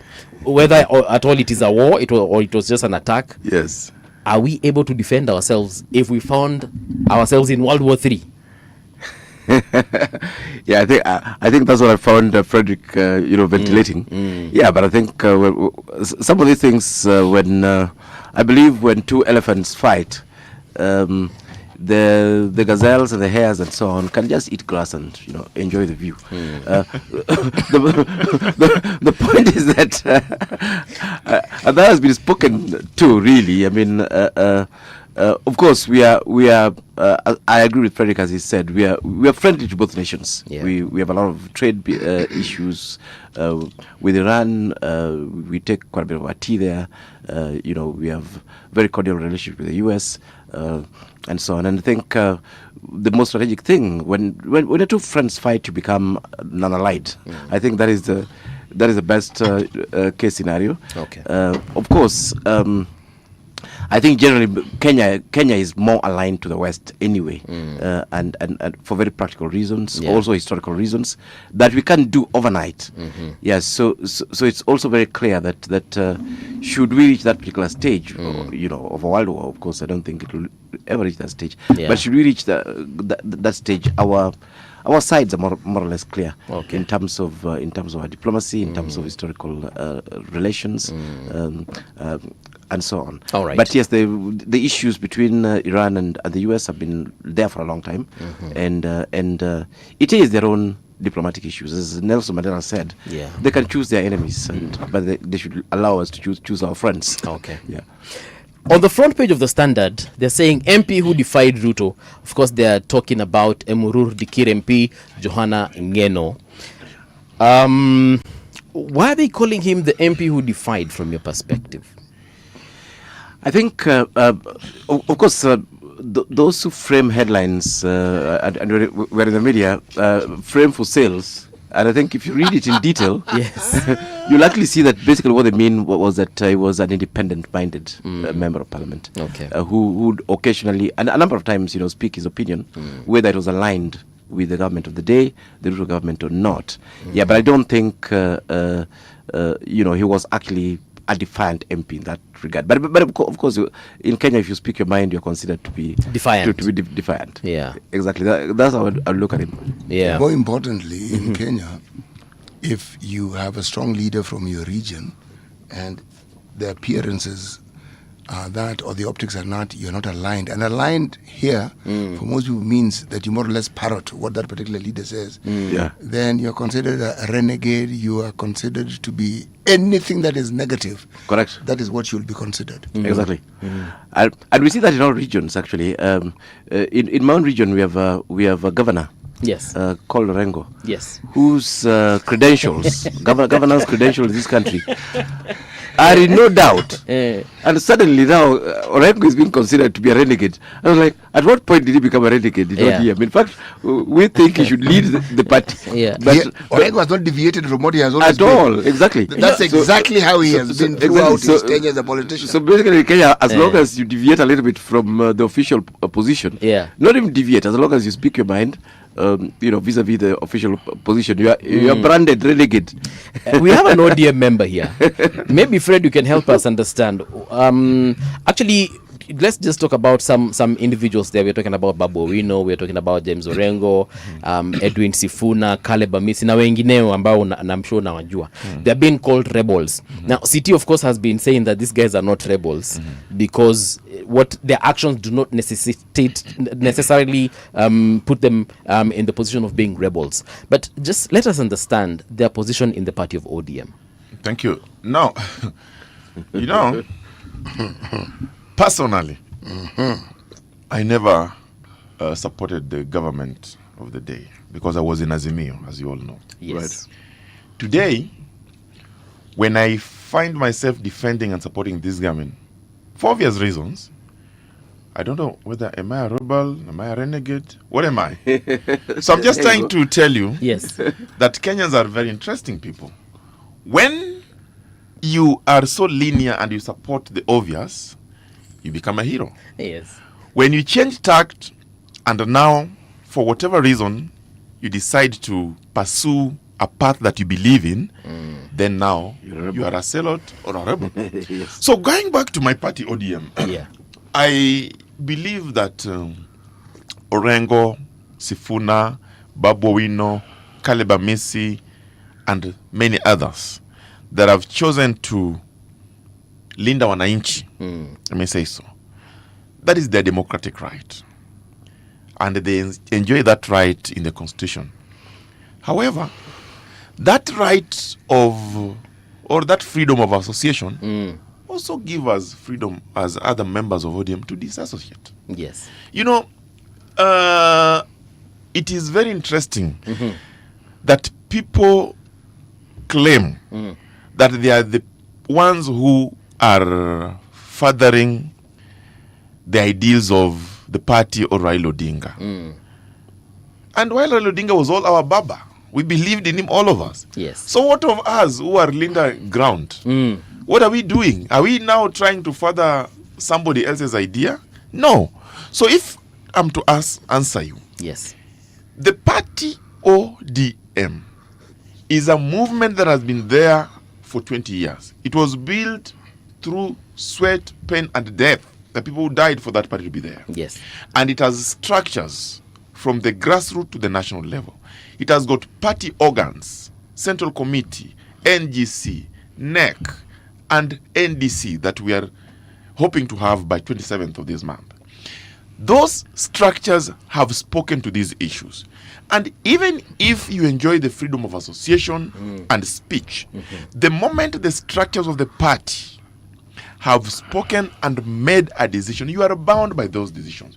That's why my good friend Sifuna and Babu, they are aware that while the decisions are binding, but their personal political ambition do not allow them to abide by the decision of the party because they want to pursue their politics in future. So today, I would not call them renegade, rebels. I'll just call them ODM members who think that their time is up and they want to pursue other means. So they're free. They're free to do so. However, yes, it is in our interest as a party to have a stronger party so that our people can enjoy the benefit of being in a party that can address the issues of concern. Okay. That is the interest of the party. And I can tell you, going forward, I have seen a rejuvenated ODM. You see, what is happening in ODM is very good today because it tells you that actually you can reflect and say, wait a minute, we can have a bigger party like ODM where the SG can come out and just go against the party position because he believes that is what it is. When Raila was alive, Sifuna is not doing this for the first time. Sifuna defied Raila. In the presence of Raila, he used to say, Baba, if you are going to vote for Ruto, me, I'll not be part of that. Yes. And he has been very consistent. So we want to allow him to be consistent. Let him do whatever he wants to do. But you see, if he feels that he is now capable of charting his own path, yes, no one is tying him Sifuna in ODM. All right. He is free to move on, join the people that he thinks they have like minds, and pursue his political ambition. But for the party ODM, led by the party leader Oburu Oginga and the chair Gladys Wanga and many others, we believe that we must consolidate our bases. Where we have gone wrong, we rectify, strengthen our party, and position ourselves for negotiation with the like mind. We are saying we want power. Okay. Tunataka power. So you are and we are going for power. To negotiate. Hatuwezi kaa bila power. You know? Muko ready to negotiate na Na anyone. DJ yuko wapi? We have a DJ. We have a DJ. We have a DJ. DJs, you know, DJs are like also pay the media. Then you are holding a microphone RG, or you are holding another microphone KG. Yes, you know? yes. So it's okay. It's okay. Professor, he has just mentioned here Her Excellency Gladys Wanga. Right. On Friday, I believe it was, Yes. her deputy resigned. Yes, Honorable Magwanga. Magwanga. Magwanga. Mini Mkapa, mutanisamehe. But yes, Deputy Governor resigned. Yes. And he said, it's difficult working with the Honorable Governor. Correct. What do you make of that? Is there something else we need to read into this particular situation? Of course, there's everything to read in the situation. I honestly don't think that governors resign because the deputy governors or any other person like that resigns because just of work condition. That is left for people like me and you, yes, who are workers. Politicians don't resign for those reasons. Politicians resign for political reasons. Let's just look at it that way. And of course, I think Frederick has spoken a little bit to that. The thing is that ODM is metamorphosizing. It has to change into the proper party. You see, when Baba was there, he was the party, and it was the voice of the party, and he gave direction, and that was ODM. So you remove Baba, these other characters who remained cannot actually define a party. It's as simple as that. Baba held them by hand and brought them to that place, including Honorable Gladys, with all due respect. But Baba held them for 20 years. Yes, held them, sorry. True. That's a fact. Okay. Yeah, we know. We know how the Homa Bay elections were planned. Mbadi was removed and made chairman and told not to run. Of course, Kedera was outside and so on. Magwanga was told to run with Wanga. So that's how the arrangement was done. So you see the problem. If I may just talk Yes. briefly, there are those who are of the opinion that Magwanga was actually the popular candidate. Yes. More popular than even Gladys. Very true. So essentially, if we take that to be true, you are saying that Magwanga was instructed Correct. that he should. You agree with me quickly?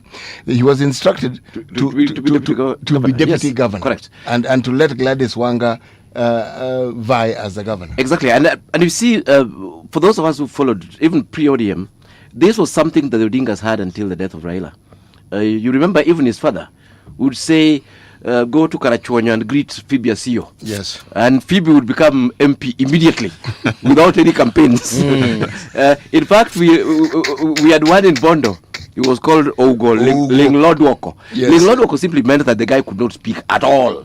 And Odinga at some point just casually said, why don't you try this fellow? And of course, Ogo became the MP.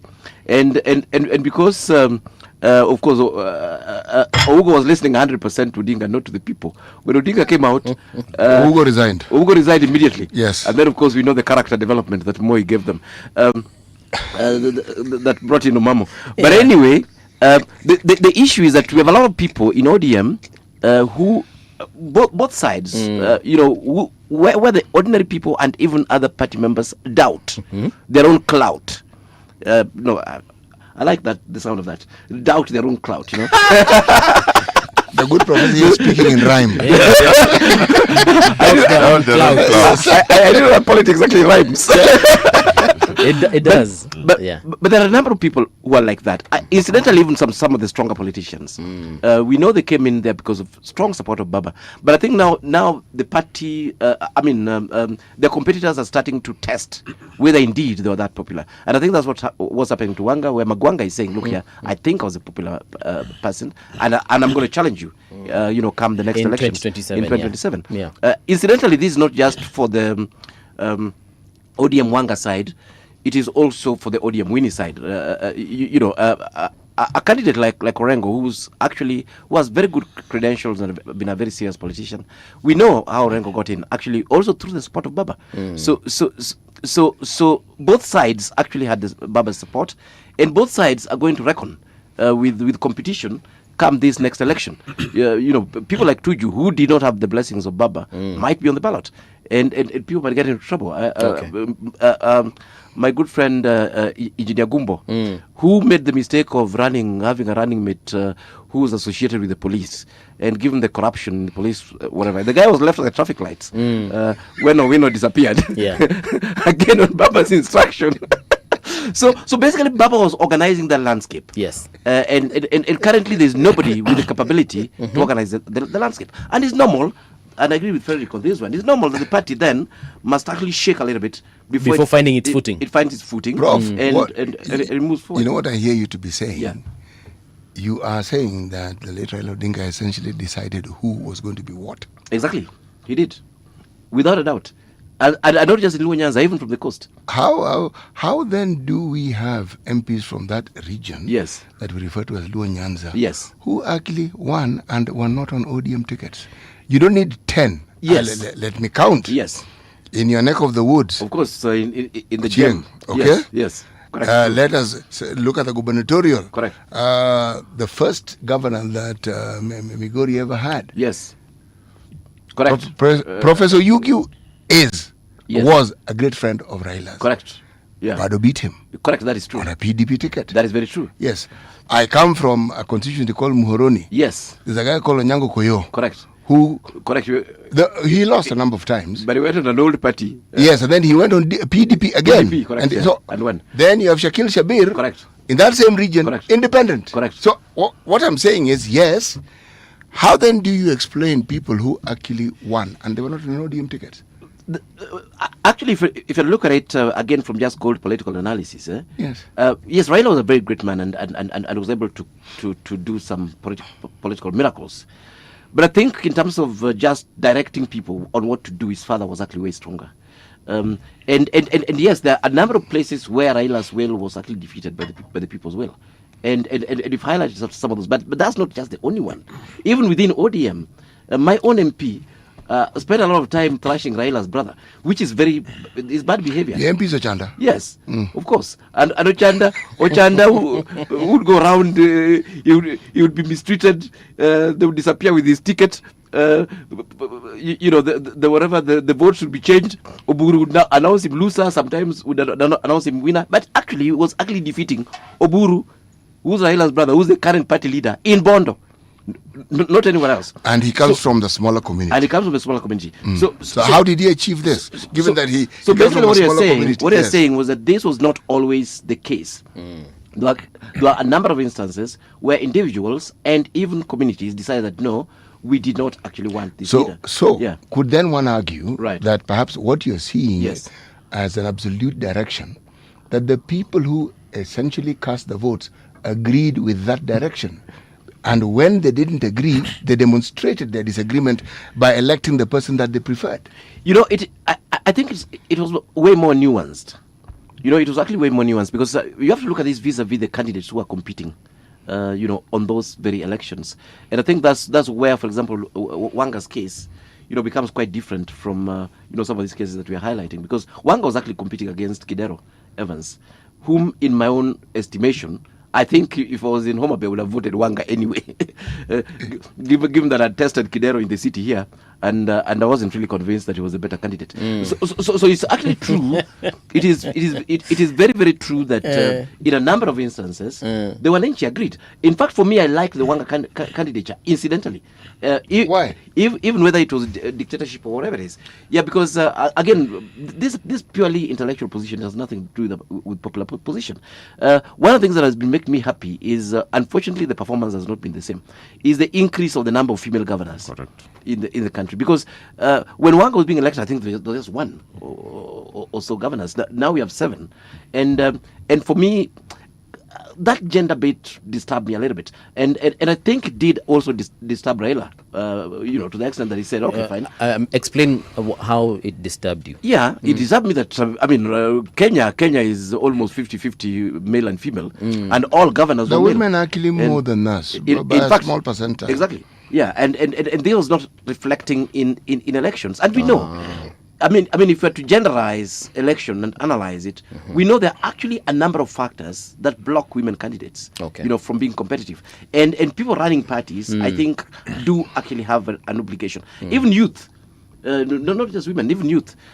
So where you can actually have a credible, candidate from these groups that are a little bit marginalized. I mean, I would support such a position where you're saying, by the way, let's go for this. I support your thinking, Yes. but from a Catholic perspective, in a broad perspective, these so-called democratized nations that preach democracy to us do exactly what you've just said. Correct.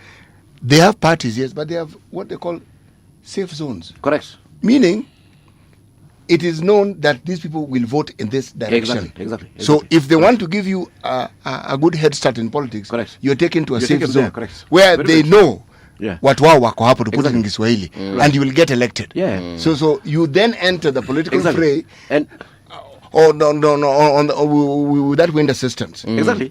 And it makes sense because sometimes the party is also nurturing future leaders, who may not be so strong in the ground, but then if they're given the platform, they could actually be quite formidable in the future. Fred, you were agreeing with Prof on something. Yeah, the women issue. You see, then it's coming out that Baba was actually a real Democrat. In more ways than one. Correct. Yes, because my good friend Ochieng got in MP for Ugenya. Yes, through his own party. That was not ODM. True. Yeah. Shakil Shabil, independent. Correct. Yes. Obado in his first term, PDP. But you also have to understand that Raila, the politician, all these people who voted people in parties that are not ODM, who are they voting for in the presidential ballot? Raila Amolo Odinga. So that means he was also trying to use that, allowing it to marshal numbers for the presidential vote. So we give him that. May his soul rest in eternal peace. Number 2, I also agree with Prof that Gladys Wanga was the best candidate. I think so. For ODM.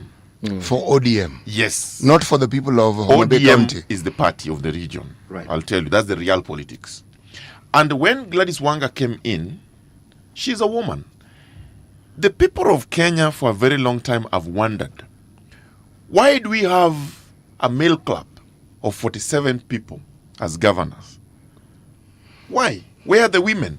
Well, our constitution tells us that in every elective public position, there shall not be more than 2/3 of the same gender. Where is the other gender? In fact, I would want to encourage Kenyans going forward in the 2027 election, if you find a suitable and competent woman who is contesting for any seat, please vote for that woman. And I'm using the words suitable and competent. Correct. So that we can actually achieve some of these constitutional principles. Correct. Then lastly, moving. Yeah. ODM as a party is a party that believes in capturing power. Like any other party. Political parties are not formed to join opposition. They are formed to capture power. If you read the constitution of ODM that was endorsed by the NGC on 18th April 2024, it says the party leader shall lead the campaign of the party into the formation of government, Yes. not formation of opposition. Opposition. So right now as it is, you can see Oburu Oginga and Gladys Wanga, the chair, trying to chaperone the party in a direction that the party can actually now capture power or join in the formation of a government that is in power. Yes. Our people, where I come from and where Prof comes from, they believe that if you are in power, then you get a lot of things. It is a belief, Yes. like any other area, that power comes to those who support it. Is it a reality though? It is a reality. Okay. We have seen today regions that have produced president. For some reason, those regions have enjoyed immense resources. Look at central Kenya. Let's be honest. They have enjoyed. Look at Rift Valley. Yes. They have enjoyed. That was even before the new constitution. But we are lucky today. We have a new constitution that came with devolution. That we are saying today, with the advent of devolution, anyone, irrespective of where you come from, you have got equitable share of development that goes to you, right from the county level to the ward level. So if you add that devolved funds with the essence of power and political power in that matter, then for sure, my people will be happy. Yes. So I submit by saying that as a party ODM, we appreciate that when the founder of the movement dies or exists to be there, like Raila Odinga today, chances are high that there will be competition within the party. Okay. And that competition should not be destructive. It should be healthy. I wish that Sifuna, Babu Wino and the team would have competed from within without fighting.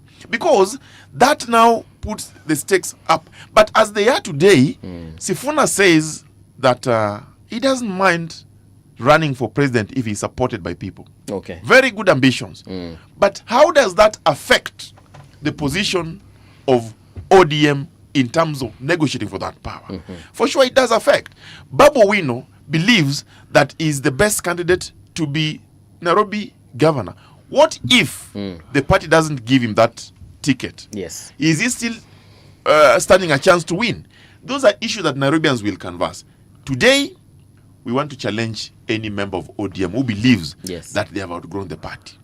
We are going to face the NDC, the delegates, 27th of March. the D-Day. And I've seen yesterday the party leader say everyone is welcome, all the delegates. I am sure Sifuna and team are delegates.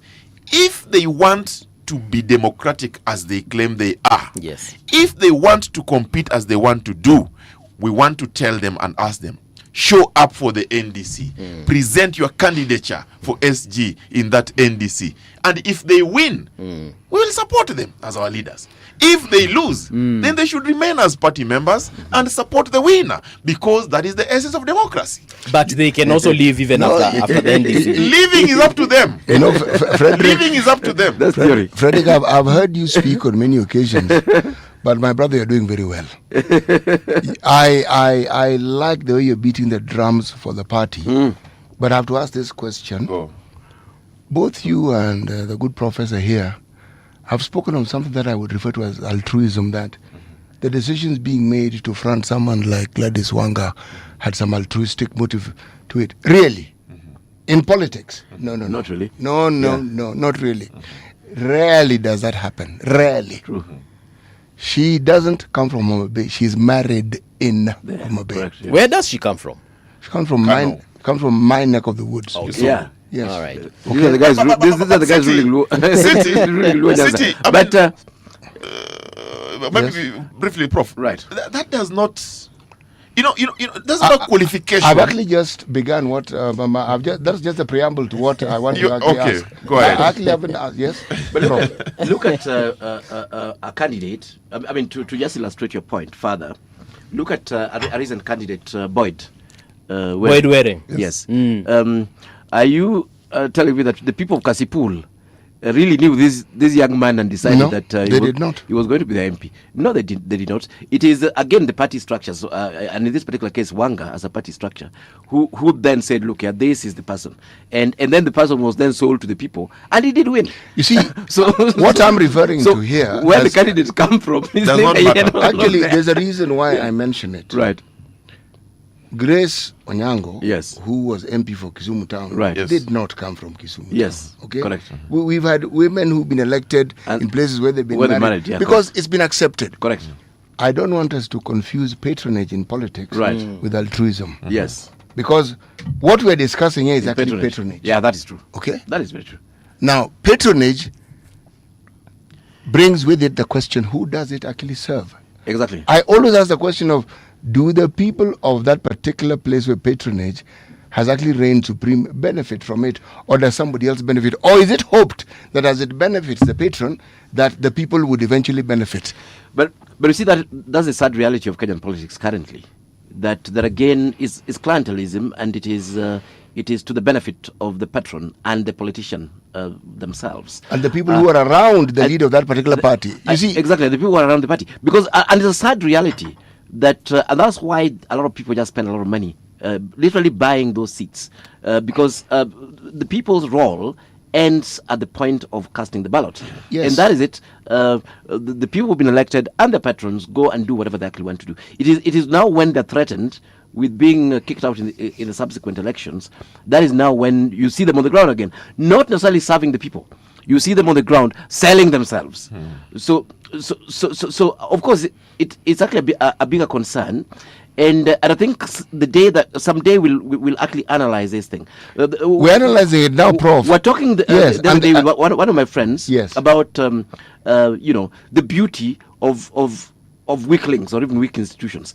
That actually some of these parties that are weaker, you find a situation where the elected leader is actually more accountable to the people, because they came in strictly because the people wanted them to be there, and they know it. But you see, like UDA in Central Kenya, those guys came in because they were in UDA. They didn't come in because the people liked them. Of course, some came in because of both.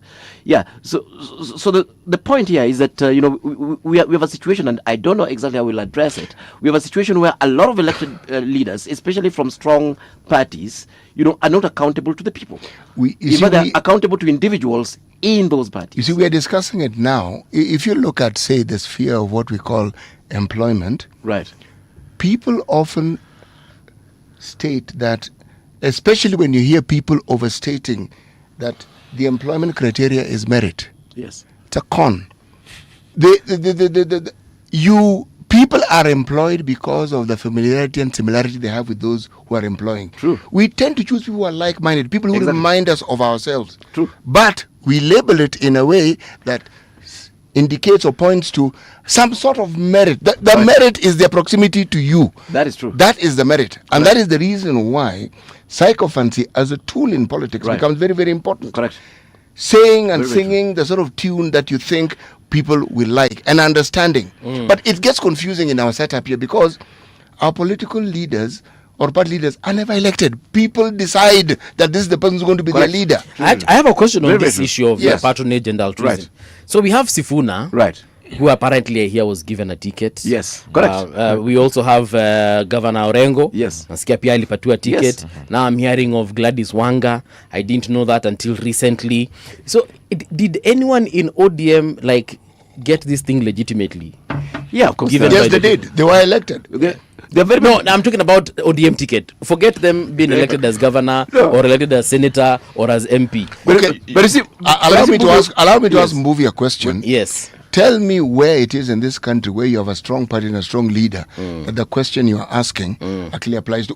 Where is it where, for instance, in Wiper, are people elected purely because they are wonderful people? But where is it? Yes. But ODM says it actually. Yeah. In fact, one of the criteria of nomination ODM is to give direct nominations. Tickets. Yeah, it is in the constitution. Yeah, it is. So, yes, it is. So our constitution. So the issue here is, if you're talking about the two issues, is it legal and so on? Yeah. I'm not even questioning the legality. Yeah, but is it legitimate? That's a very dicey one, because I can say, look here, I gave you the candidate. I gave you the best candidate for you. In fact, he's the candidate you like. Yeah. But I've even decided who you like. So Exactly. I'm giving this person to you. The people in ODM regions are usually told, look, so that is very Fred dicey. Okango is the best person to vote for. No. It is more sophisticated than that. Yeah. You see, and then we have to give it to ODM. And I'll use the Bondo case. Ochanda runs in ODM. Right. Against Oburu. who's the party leader's brother? Who again also was given a direct nomination. No, this earlier for the MP. Ochanda actually defeats Oburu. Okay. Is number one is allowed to run against Oburu anyway. So I think that's already a good start. Honestly, we have to give credit where it's due. And then Ochanda defeats Oburu. Then of course guys within the party look at it and say no. The margin with which Ochanda's defeated Oburu, honestly, this is if an Oburu candidate will be a disaster. It is statistically exactly. So what do? They actually give this to Ochanda, actually. Yeah. But you see that there's some areas where the candidate is actually beatable with a good campaign. Okay. And look at now the same area. Look at Orengo and Gumbo. The truth of the matter is that those were relatively strong candidates, and either with a bit of wind in their sails would have won. Yeah. So there's something Fred wanted in that to situation, as it is saying, you get the people who look like you and put wind in their sail and they win. Yes. And why not? On that issue, yes. Kuna mtu ODM anapiganianga kiti vizuri, or rather ticket ya chama before afike kwa ballot. Let me tell you, Bobby. Yes. The Orange Democratic Movement can give direct tickets and can subject the candidates to a nomination process. Okay. And we have seen, most of the time they're subjected to nomination process, and whoever emerges the winner carries the flag, the ticket, and goes and wins. However, there's also a way the party gauges the popularity of Okango and Professor. Right. And they say, okay, fine. From our polls on the ground, from the polling station all the way to the constituency level, if you're running for member of parliament, it appears that Okango is stronger. And they call the two competitors, the three or the four, and tell them, we have a poll here. And it appears that Okango is stronger. Why don't we agree to support? So you realize some of those people who don't... The results of the nomination be damned. No. At that point, it's definitely leading to a direct ticket. Okay. When you start listening to those conversations. However, when they feel that we are all strong, they are subjected to a nomination process. Now, in politics, no one loses. No one loses in politics. It's only that the votes are never enough for anyone. So no one loses. Now, when you look at the issues in ODM, yes, I am persuaded that the party has created a space where today anyone can compete fairly. And for those who feel that they cannot, they have an option. I am very much happy that as it is, you can hear people say they are Linda ground, others say they are Linda Wananchi. Unfortunately, those who say Linda Wananchi, they have an option of going to a space or formation that they will not be bothered with what's happening in ODM. Okay. How they arrive there, we don't know. But for us in ODM that believe in party fidelity, discipline, structure, formation that will address the issue of concern to our people, we are strongly persuaded that in due time, then the party will organize itself, present its candidates, and form alliances with people that they believe think like them. When we say that we are going to form government or be part of a government, this is what the party means. People assume that it must only be so and so. No. We are negotiating for power. If tomorrow we wake up and realize that, for sure, we are in a position to form this government, why not? Why not? If tomorrow we wake up and realize that, for sure, we are in a position to be part of the next government with whoever, why not? But as it is today, because we have an arrangement with President William Ruto under the 10-point agenda that I'm sure the report will be coming out sometimes next week or this week, that is tying the party, because that is a decision that was made by the party structure in a meeting, that we are going to ensure that we see how these 10 points are addressed. Then we'll review our performance and make the way forward. But clearly, there is indication that the bond is now broader than the broad-based. It is now bigger. It is projecting towards a coalition. So that coalition is underway. Yes. And it is not just coalition with UDA alone. We are starting with UDA. Maybe tomorrow Kalonzo might decide, no, let me join this coalition.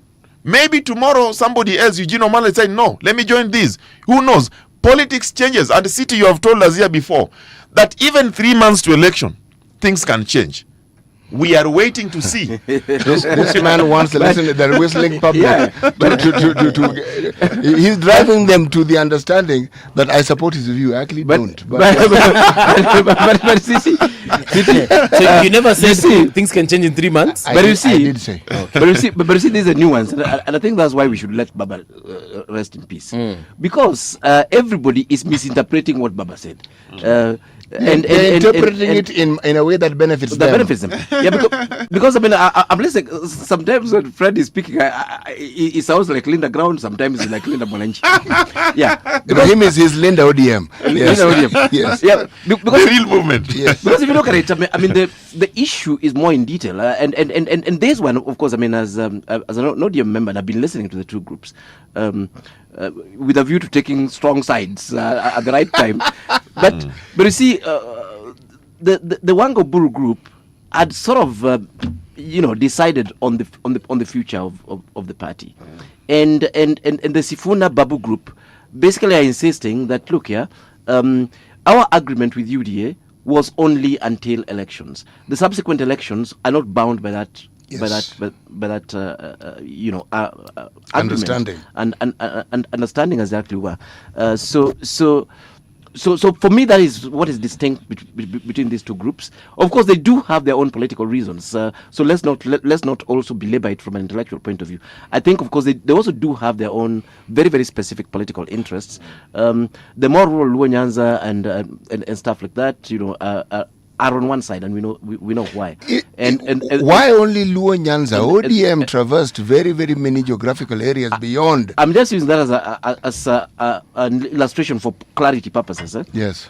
And the more urban guys are clearly on another side, and this is actually informed. These urban people who we refer to as the middle class.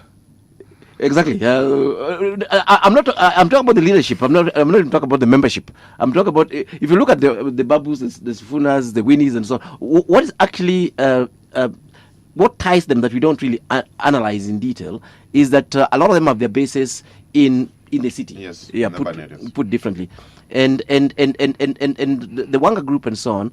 A lot of them have their bases in the more rural, constituencies, and we know this for a fact that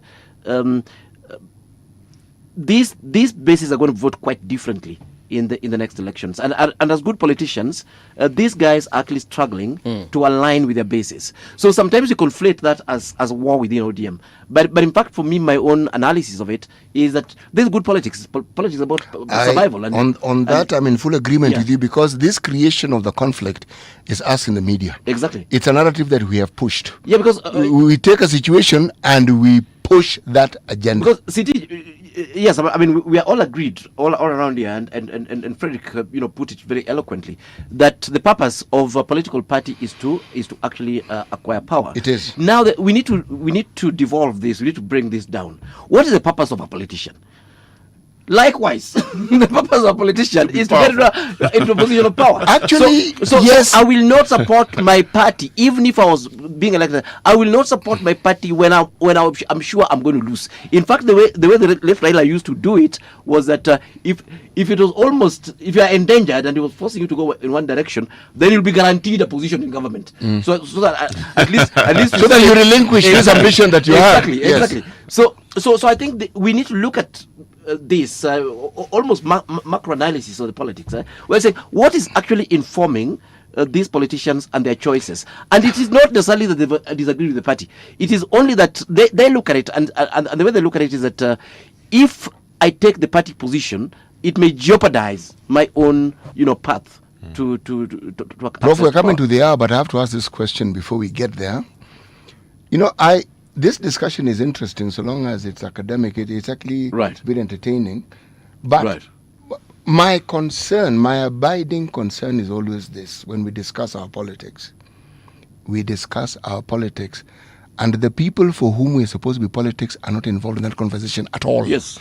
It's just us talking among ourselves. Sorry, I'm not even there. It's the political parties and their ilk talking among themselves. Yes. And their think tanks and the people talking about themselves. That discussion about how it is the citizen, the Mwananchi benefits from this power quest. Absent, completely absent. So I ask myself, do these politicians actually understand what politics is about really? Do they understand what a politician's role is really? But it goes to where we actually started the conversation. That what is the problem? In fact, for me, I have no problem with people talking. You've got... Talking is good. There's a radio station, and I always told people, fellows tell me, Omenya, you go there and you talk, and you don't know what's actually happening on the ground. But I'm paid to talk. That's my job. And by then I don't even need to know what's happening on the ground. It's good to, but that doesn't prevent me from professing. Now the issue for me is actually very simple, and that's what we are actually talking about here. That in a way, we have what we may call elite capture of our society. Where I lived in the South African society for very many years, and I will talk about the university itself. The university was always crowded with these guys, the chaps who come from Kibera, the Mkurus and so on. Civil society was always in those spaces and so on, because the movement in South Africa, the ANC, was actually a people's movement. It was, and people were involved directly in the spaces of discourse, if I can actually call it that. What I want to Kenya is actually an elite society structured basically on the basis of British aristocracy. So we have this situation where the lumpen proletariats, the scum of the earth, nobody bothers with them. We just pretend that we're going to. But meanwhile, we have conversations amongst ourselves. The political class have conversations amongst themselves. They decide who'll get elected and so on. Occasionally, people rebel and bring in their own candidate, like in the case of Mumias. Professor, right? Let me add you some. I think it's coffee, or is it water? Then when we return, we look at some of these things you said. Specifically, I want us to focus on the by-elections that happened last week. We also talk about, because there are rumors that some of these ODM members are moving to other parties. That and much more. Don't go too far. We'll be right back.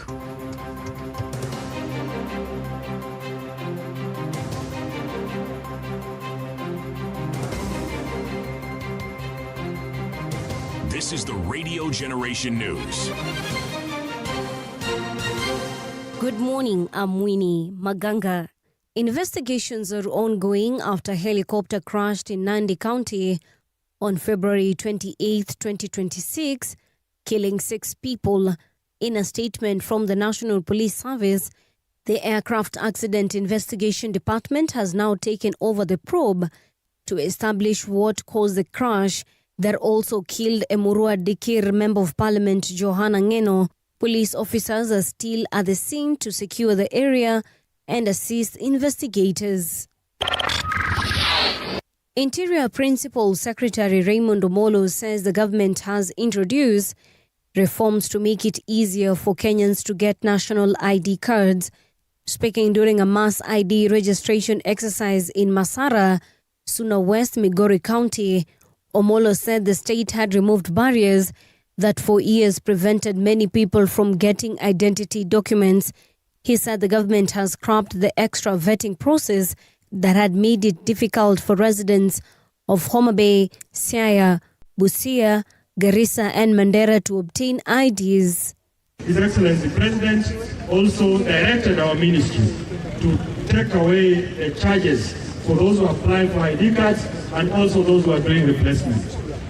Now, because of that, Kenyans from across the length and breadth of the country can now access identification cards.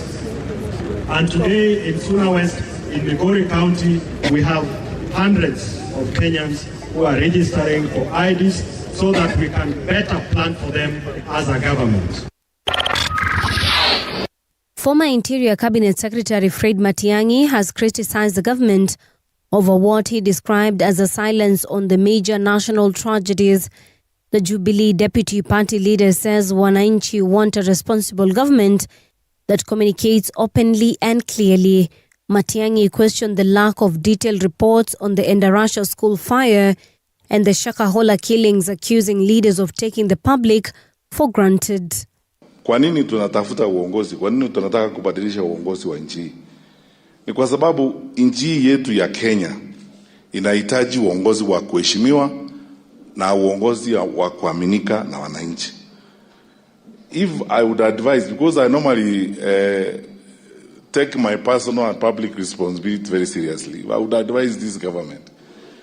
You know, we have so many things that have not been addressed, and they take everybody for granted. I keep wondering, why do they think they are so unpopular? Shule ilichomeka hapa Nyeri the other day, watoto wakakufa hapo Darasha. Up to now, nobody knows what happened. Shipping company Maersk says it has stopped using the Suez Canal and the Strait of Hormuz due to safety concerns. The Danish company announced the move on Sunday, saying it was taking precautions because of the rise in tensions in the region. The Strait of Hormuz is a key global route, and nearly a quarter of the world's oil transported by sea passes through it, along with large amounts of cargo going to and from Gulf countries. And that's the truth on Radio Generation. Good morning, I'm Winnie Maganga.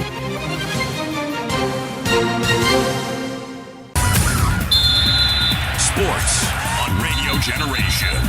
Good morning, I'm Samuel Otieno. Arsenal back to a 5-point lead at the top of the Premier League table after beating Chelsea 2-1 at the Emirates Stadium. The Gunners, who needed a win after Manchester City's victory on Saturday, scored both their goals from corner kicks. William Saliba and Yurien Timber found the net, showing Arsenal's strength from set pieces this season. The Blues also scored from a corner, but it was an own goal after a dangerous delivery from Reece James was turned into the net.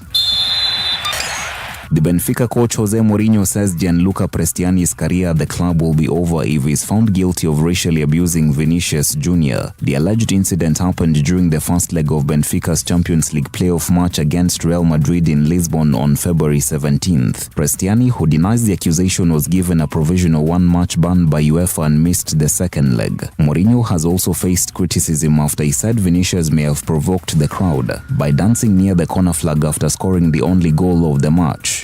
And that's your sports update on Radio Generation. Good morning, I'm Samuel Otieno.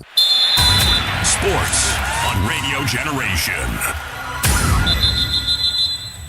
The views and opinions expressed on this program are those of the guests and do not necessarily reflect the views of Radio Generation. Radio Generation assumes no responsibility or liability for the interviewee's views. This is Radio Generation. In the beginning, there was morning radio.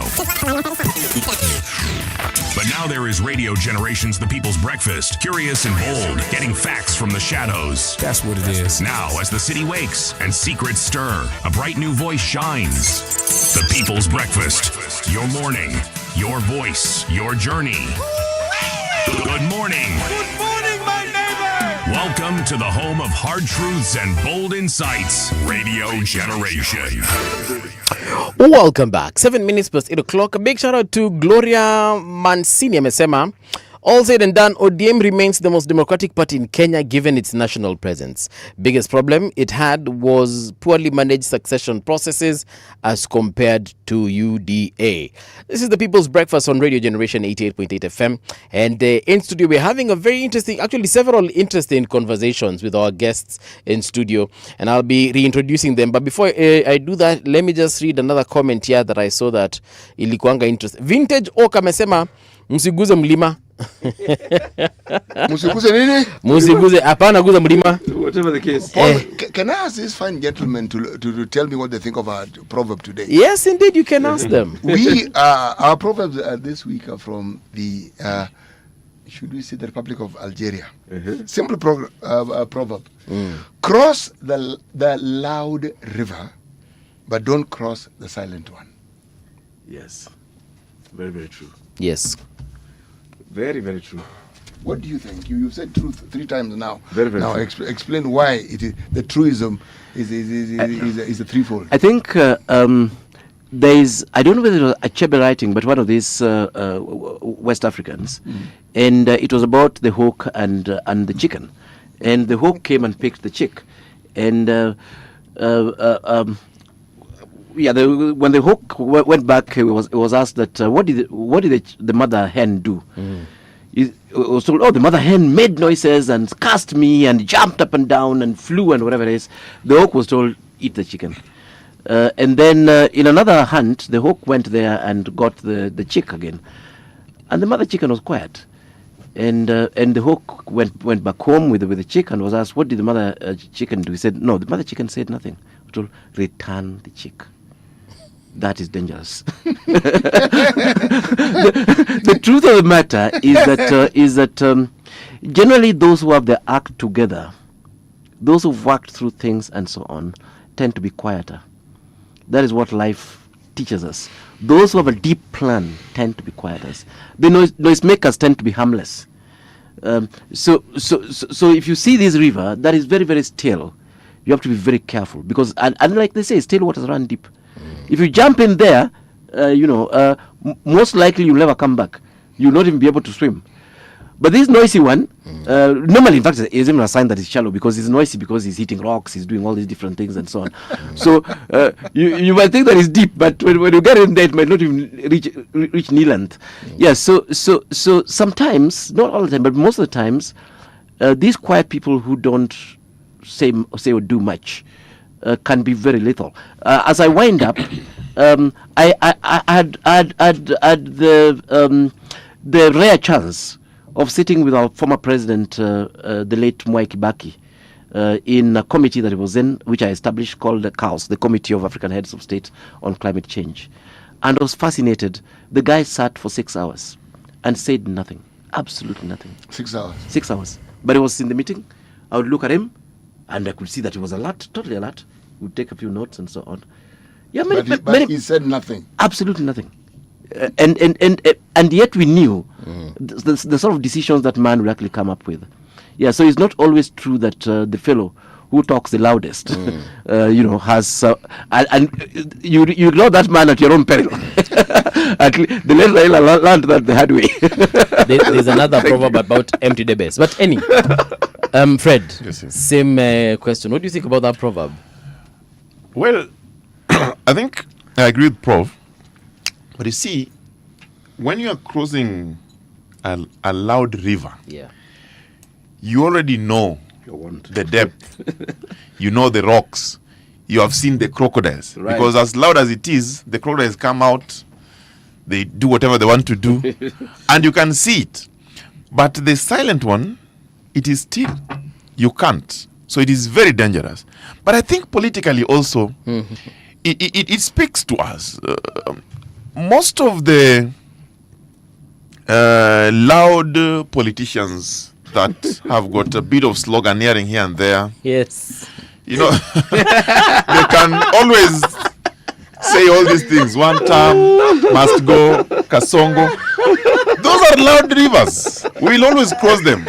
But the silent one that is on the ground, addressing the people of their concerns silently. Good example. Giving Kenyans, the young people, projects that is connecting them.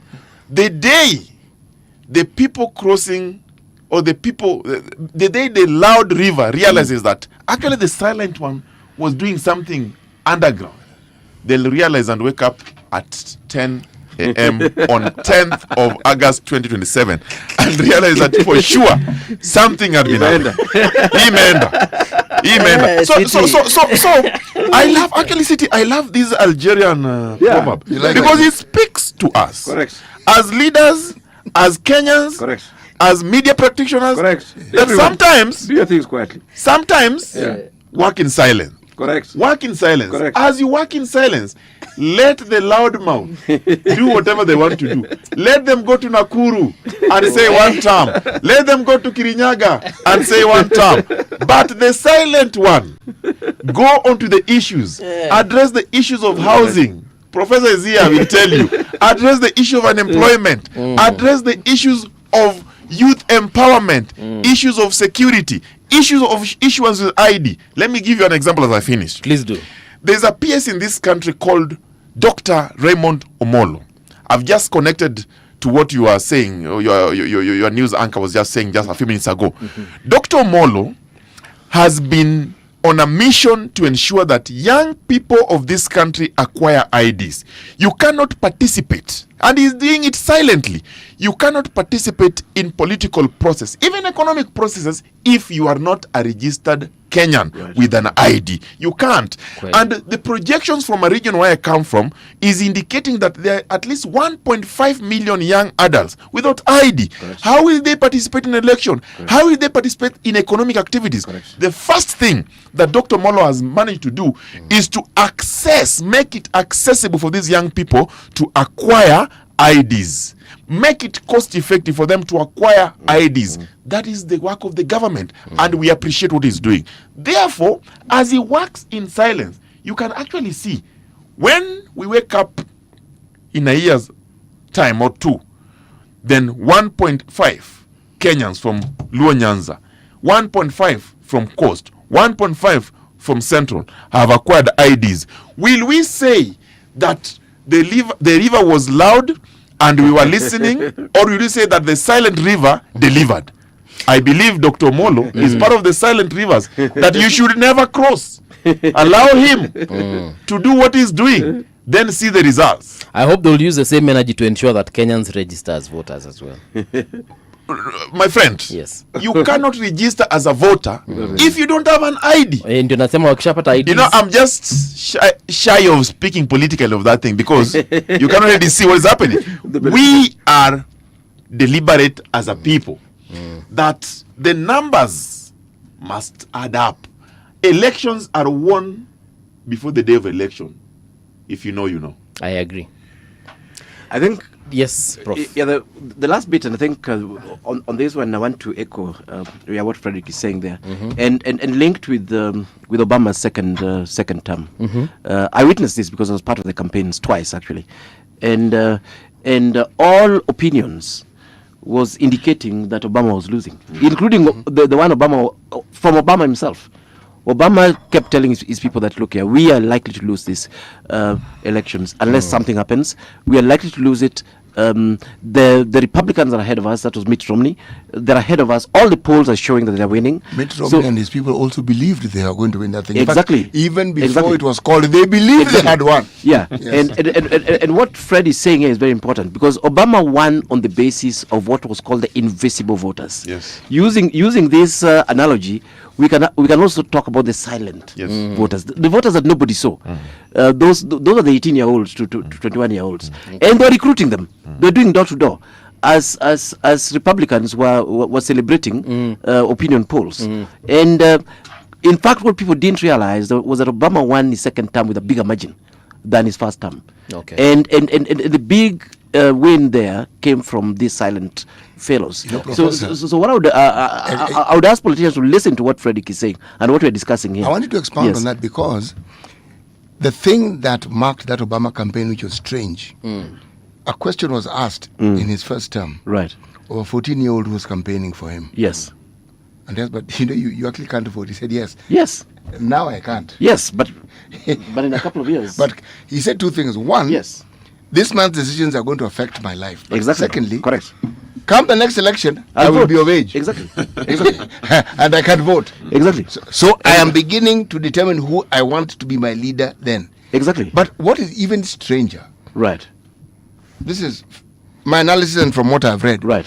What Obama was saying, in essence, is not very different from what Trump was saying in his campaigning. Yes. They were all trying to tell the Americans this thing can get better. Exactly. One called it, make America great again. Correct. The other one said, yes, we can. Meaning, these things that people say we can't do. Yes. Now, there were people who were persuaded Correct. that Obama was the person who could bring this change. Correct. Okay? Yes. Now, this is the interesting thing about that silent voter. Yes. In this Trump election, that voter moved. They moved. Correct. Yeah. And that's why Trump won with that margin. So the question you ask is, did Trump win because he was the best candidate, or was his competition considered to be the person who they believed could not deliver what they wanted? What was it?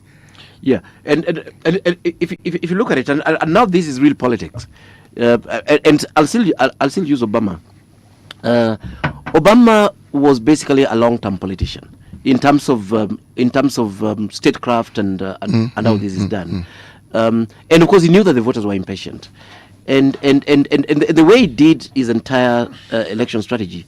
Some of us were there as part of international think tank for that, and those structures were there, and generally, of course, after the collapse of the economy in 2008, Obama was sort of looking at long-term solutions. Of course, what he did, because he was very different as a good politician, he was a very different politician. He was black first and foremost, according to Americans. For us, he was white, but he was a different candidate. He was a younger candidate. He was appealing to first-time senator. So what he did, everything about him was first-time senator. So it was different. So basically, he used that to spur the Americans on this. Imaginary future that then rallied him. That was the yes we can thing, and the Americans felt great, actually, honestly, and even a lot of people around the world felt great because of Obama, and he did that. I mean, that is what worked for him in the first term, but then the changes were not coming as quickly as the people wanted. He himself had no issue because the economy was turning around anyway, and so on. But the people were actually quite impatient. So in his second term, then his strategy changes altogether. So it was no longer about soaring rhetoric. It was no longer about yes we can. It was no longer about the greatness of the U.S. and so on. It was simply saying, okay, fine, we are moving, and this is a bit slow. But the question is, where will the votes come from, and who are these people who will actually vote? So it shifted from that soaring, meta narrative and macro. Engagement with the rest of the world to micro, actually. These guys were talking to people on one-to-one. Door-to-door, and so on. And that made sense in terms of good politics. There's some things you can only understand if somebody sits you down and tells you, look here, this is what our president has done, and so on. And I think Obama was such a versatile politician in that regard. Of course, even putting it differently, Obama was the only politician in the U.S. history who made the citizen a shareholder in his campaign. And that's how he outraised. He raised more money than the Republicans. But the thing was very, very simple. The guy who gives his $10 and $100 will vote you. Yes, that's why he has given his money. That's why his money has preceded his vote. Exactly, he's investing in you. He's investing in you. Yeah. So people look at that this is just little money. Okay. But if somebody goes outside there and puts some little money on my campaign, I'm guaranteed that person will actually vote me. I can take that to the bank. Paul, land this one now with what we want to discuss. It's actually in regards to the by-elections that took place last week. Right. For a very long time, the voices of one term. Yes. Were actually very, very loud. Yes, correct. And they still are loud. Yes, it's very true.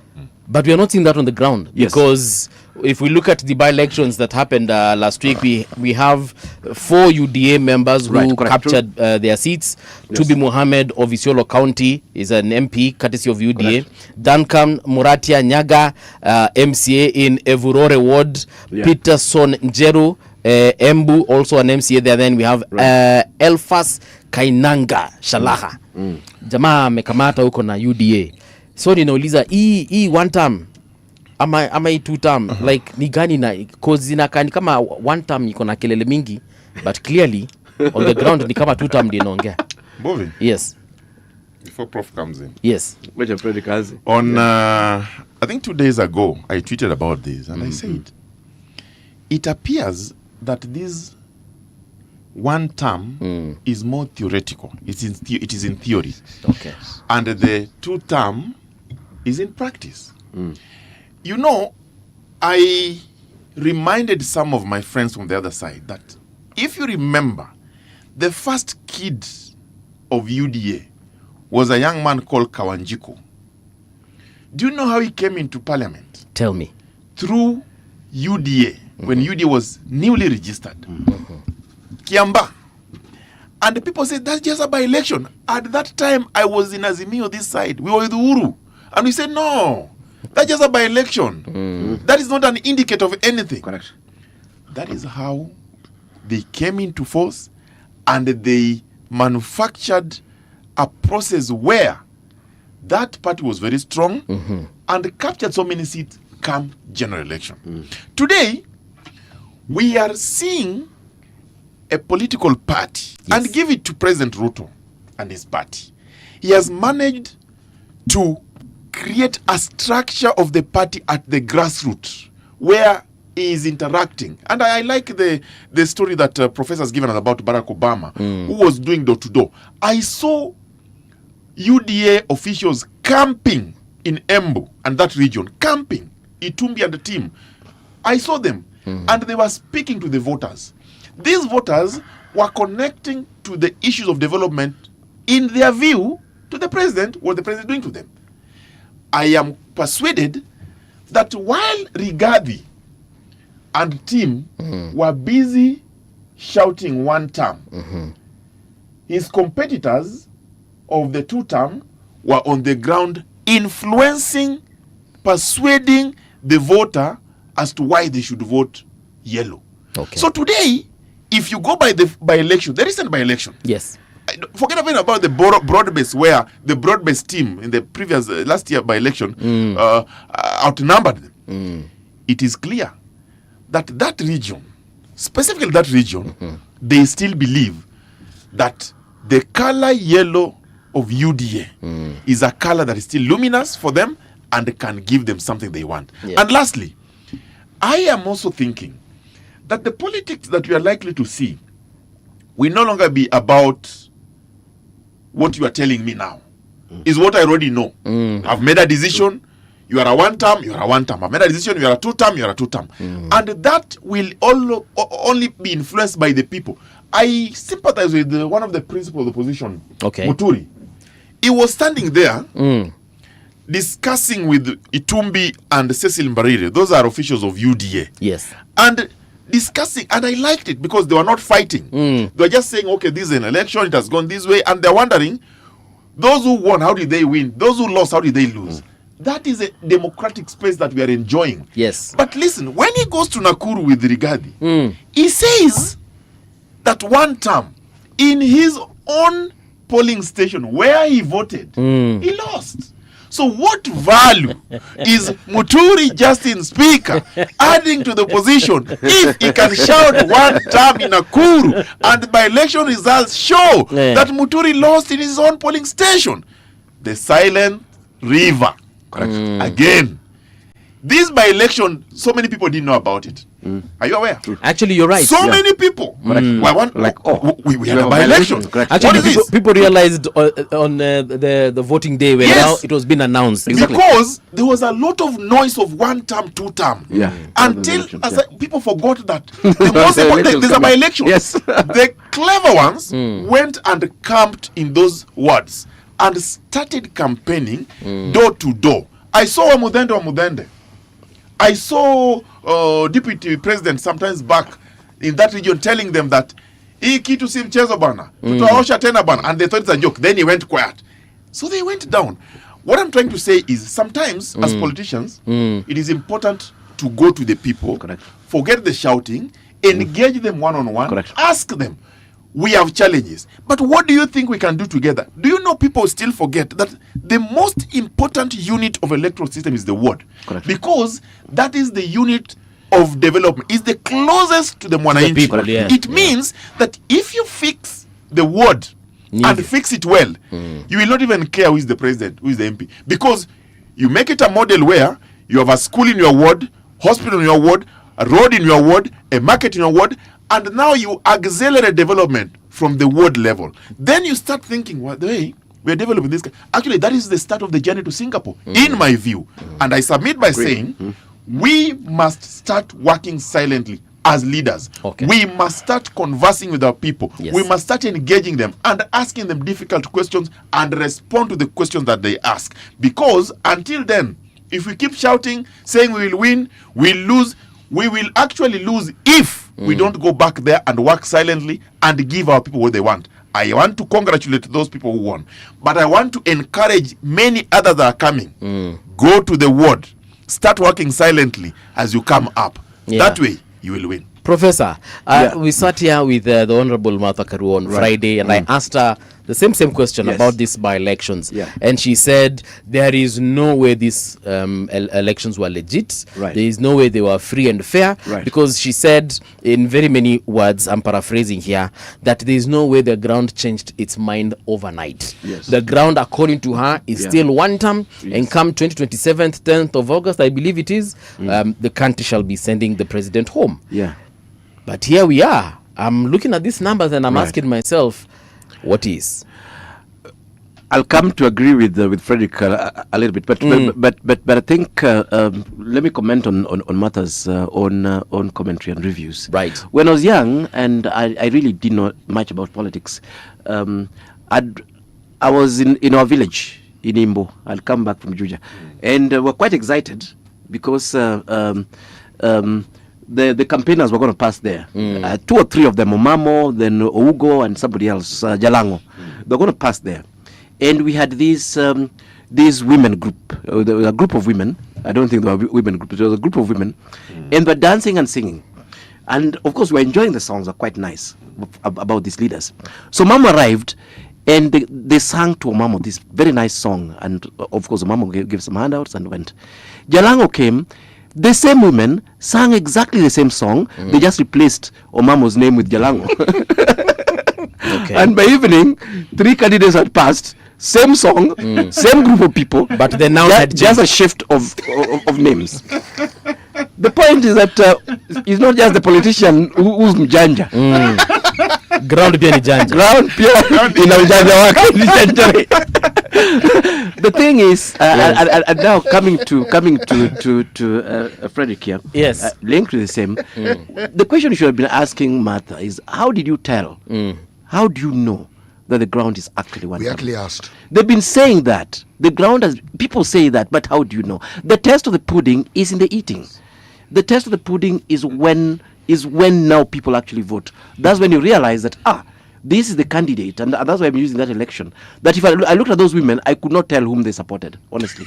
But of course, when the results came out, you could tell whom they actually supported. Now the pudding had been tested. Exactly. So, for me, what I would advise politicians, including Martha, is that listen to the ground, but also listen to these results coming out. Don't be in denial. Look at the results coming out. We know we bash IBC and all these sort of things and rigging and so on. That's what all politicians say, but that's tired. Occasionally, not occasionally actually, we know generally the problem we've had, and it's not necessarily true. It is only that maybe the discourse was pushed very, very hard. We've never had controversy on election of MCAs or elections of MPs and so on. We've never really had. We have to give it to IBC, including contestants themselves. Yes, these elections are never even contested in terms of the outcome. So politicians should look at these things in a very cold way.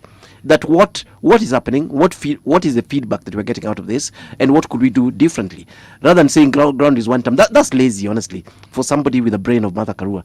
It is totally lazy. And to come and do that on this platform, it's okay to do it on the ground. She did not say ground is one term. Yeah, she was contesting the results. She was saying it is not possible for those election results to have been what they are. Paul did ask. Yes. How do you arrive at this?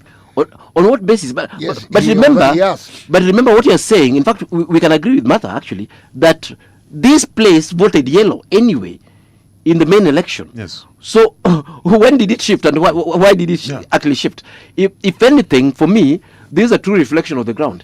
Because one of the things I also believe, and is to be tested, and is a very strong theoretical conceptualization, that society generally and people tend to be quite conservative. They don't change quickly.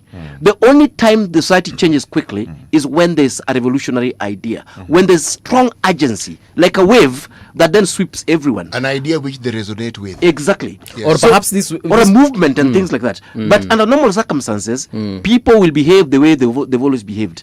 You know, in safe whatever. So for me, the way I look at the one term is that, you know, it's a great political movement, but as yet it hasn't swept the people based on these election results. Unfortunately, we don't have the numbers to make conclusive, conversations. But we're saying it can actually totally change people's whatever. But then you see, normally that's the power that comes through movements or through a powerful agent like Obama that we're talking about and so on. So what they should be asking is that has one time reached a point where it can actually revolutionize, deal with these deep-seated,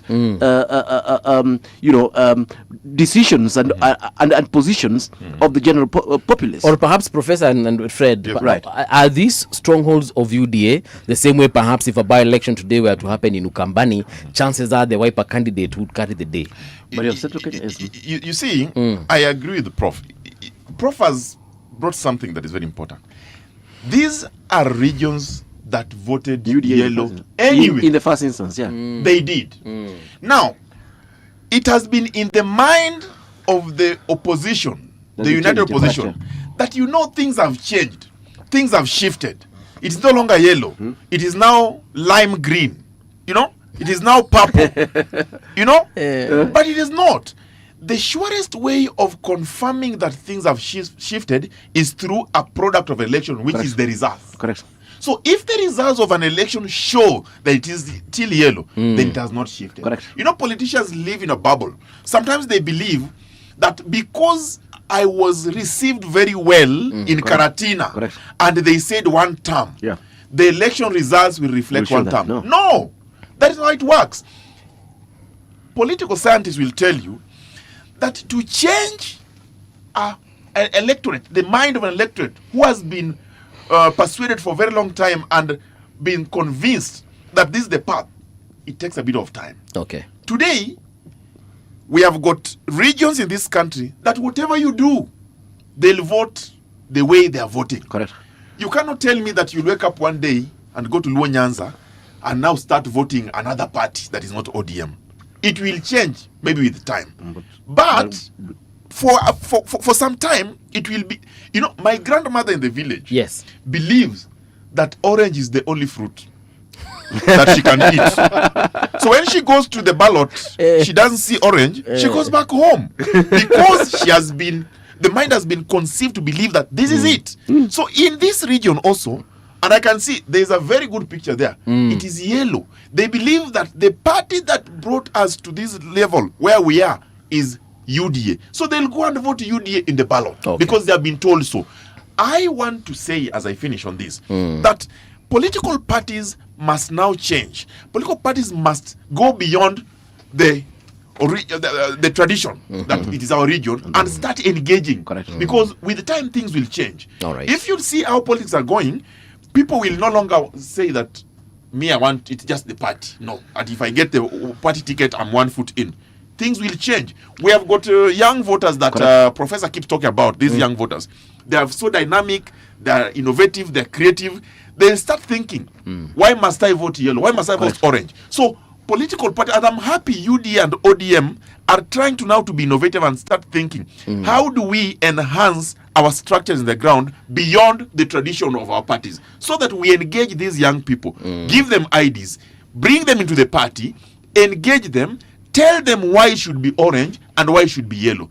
That way, we can now start speaking of advancing electorate. But the opposition, woe unto them. Because these are people who have one agenda. Martha Karua, Rigathi Gachagua, Kalonzo Musyoka, Eugene Wamalwa, Fred Matiang'i and team, they are saying they have only one agenda. That one agenda is Ruto must go. They are not telling us what is Purple Party of Martha doing in my village, Homa Bay, Kabondo Kasipul. Do they have an office there? Do they tell the people why it is purple? What is Rigathi Gachagua doing in a village in Migori? Why they should vote Skiza Ground? What is Kalonzo Musyoka doing in a village in Opapo, somewhere in Homa Bay? Why they should vote blue of Wiper? They're not. But that is what is expected, that they must tell the electorate why vote this. And I can't wait to see how the politics is going to shape when they have their candidate and we have our candidate this side. Because that time now, we shall start talking real politics and see the agenda. We have asked them. Today they are saying they are not united opposition anymore. They are saying they are united alternative government. Movie and city. Is that what they said? Yeah, yes. That's what they are saying today. Okay. I've been in these studios before, and I told them that if for sure you're alternative, The people that you lead, the people that believe in you, are asking you, give us the alternative to Ruto's education policy. Give us the alternative to Ruto's youth employment.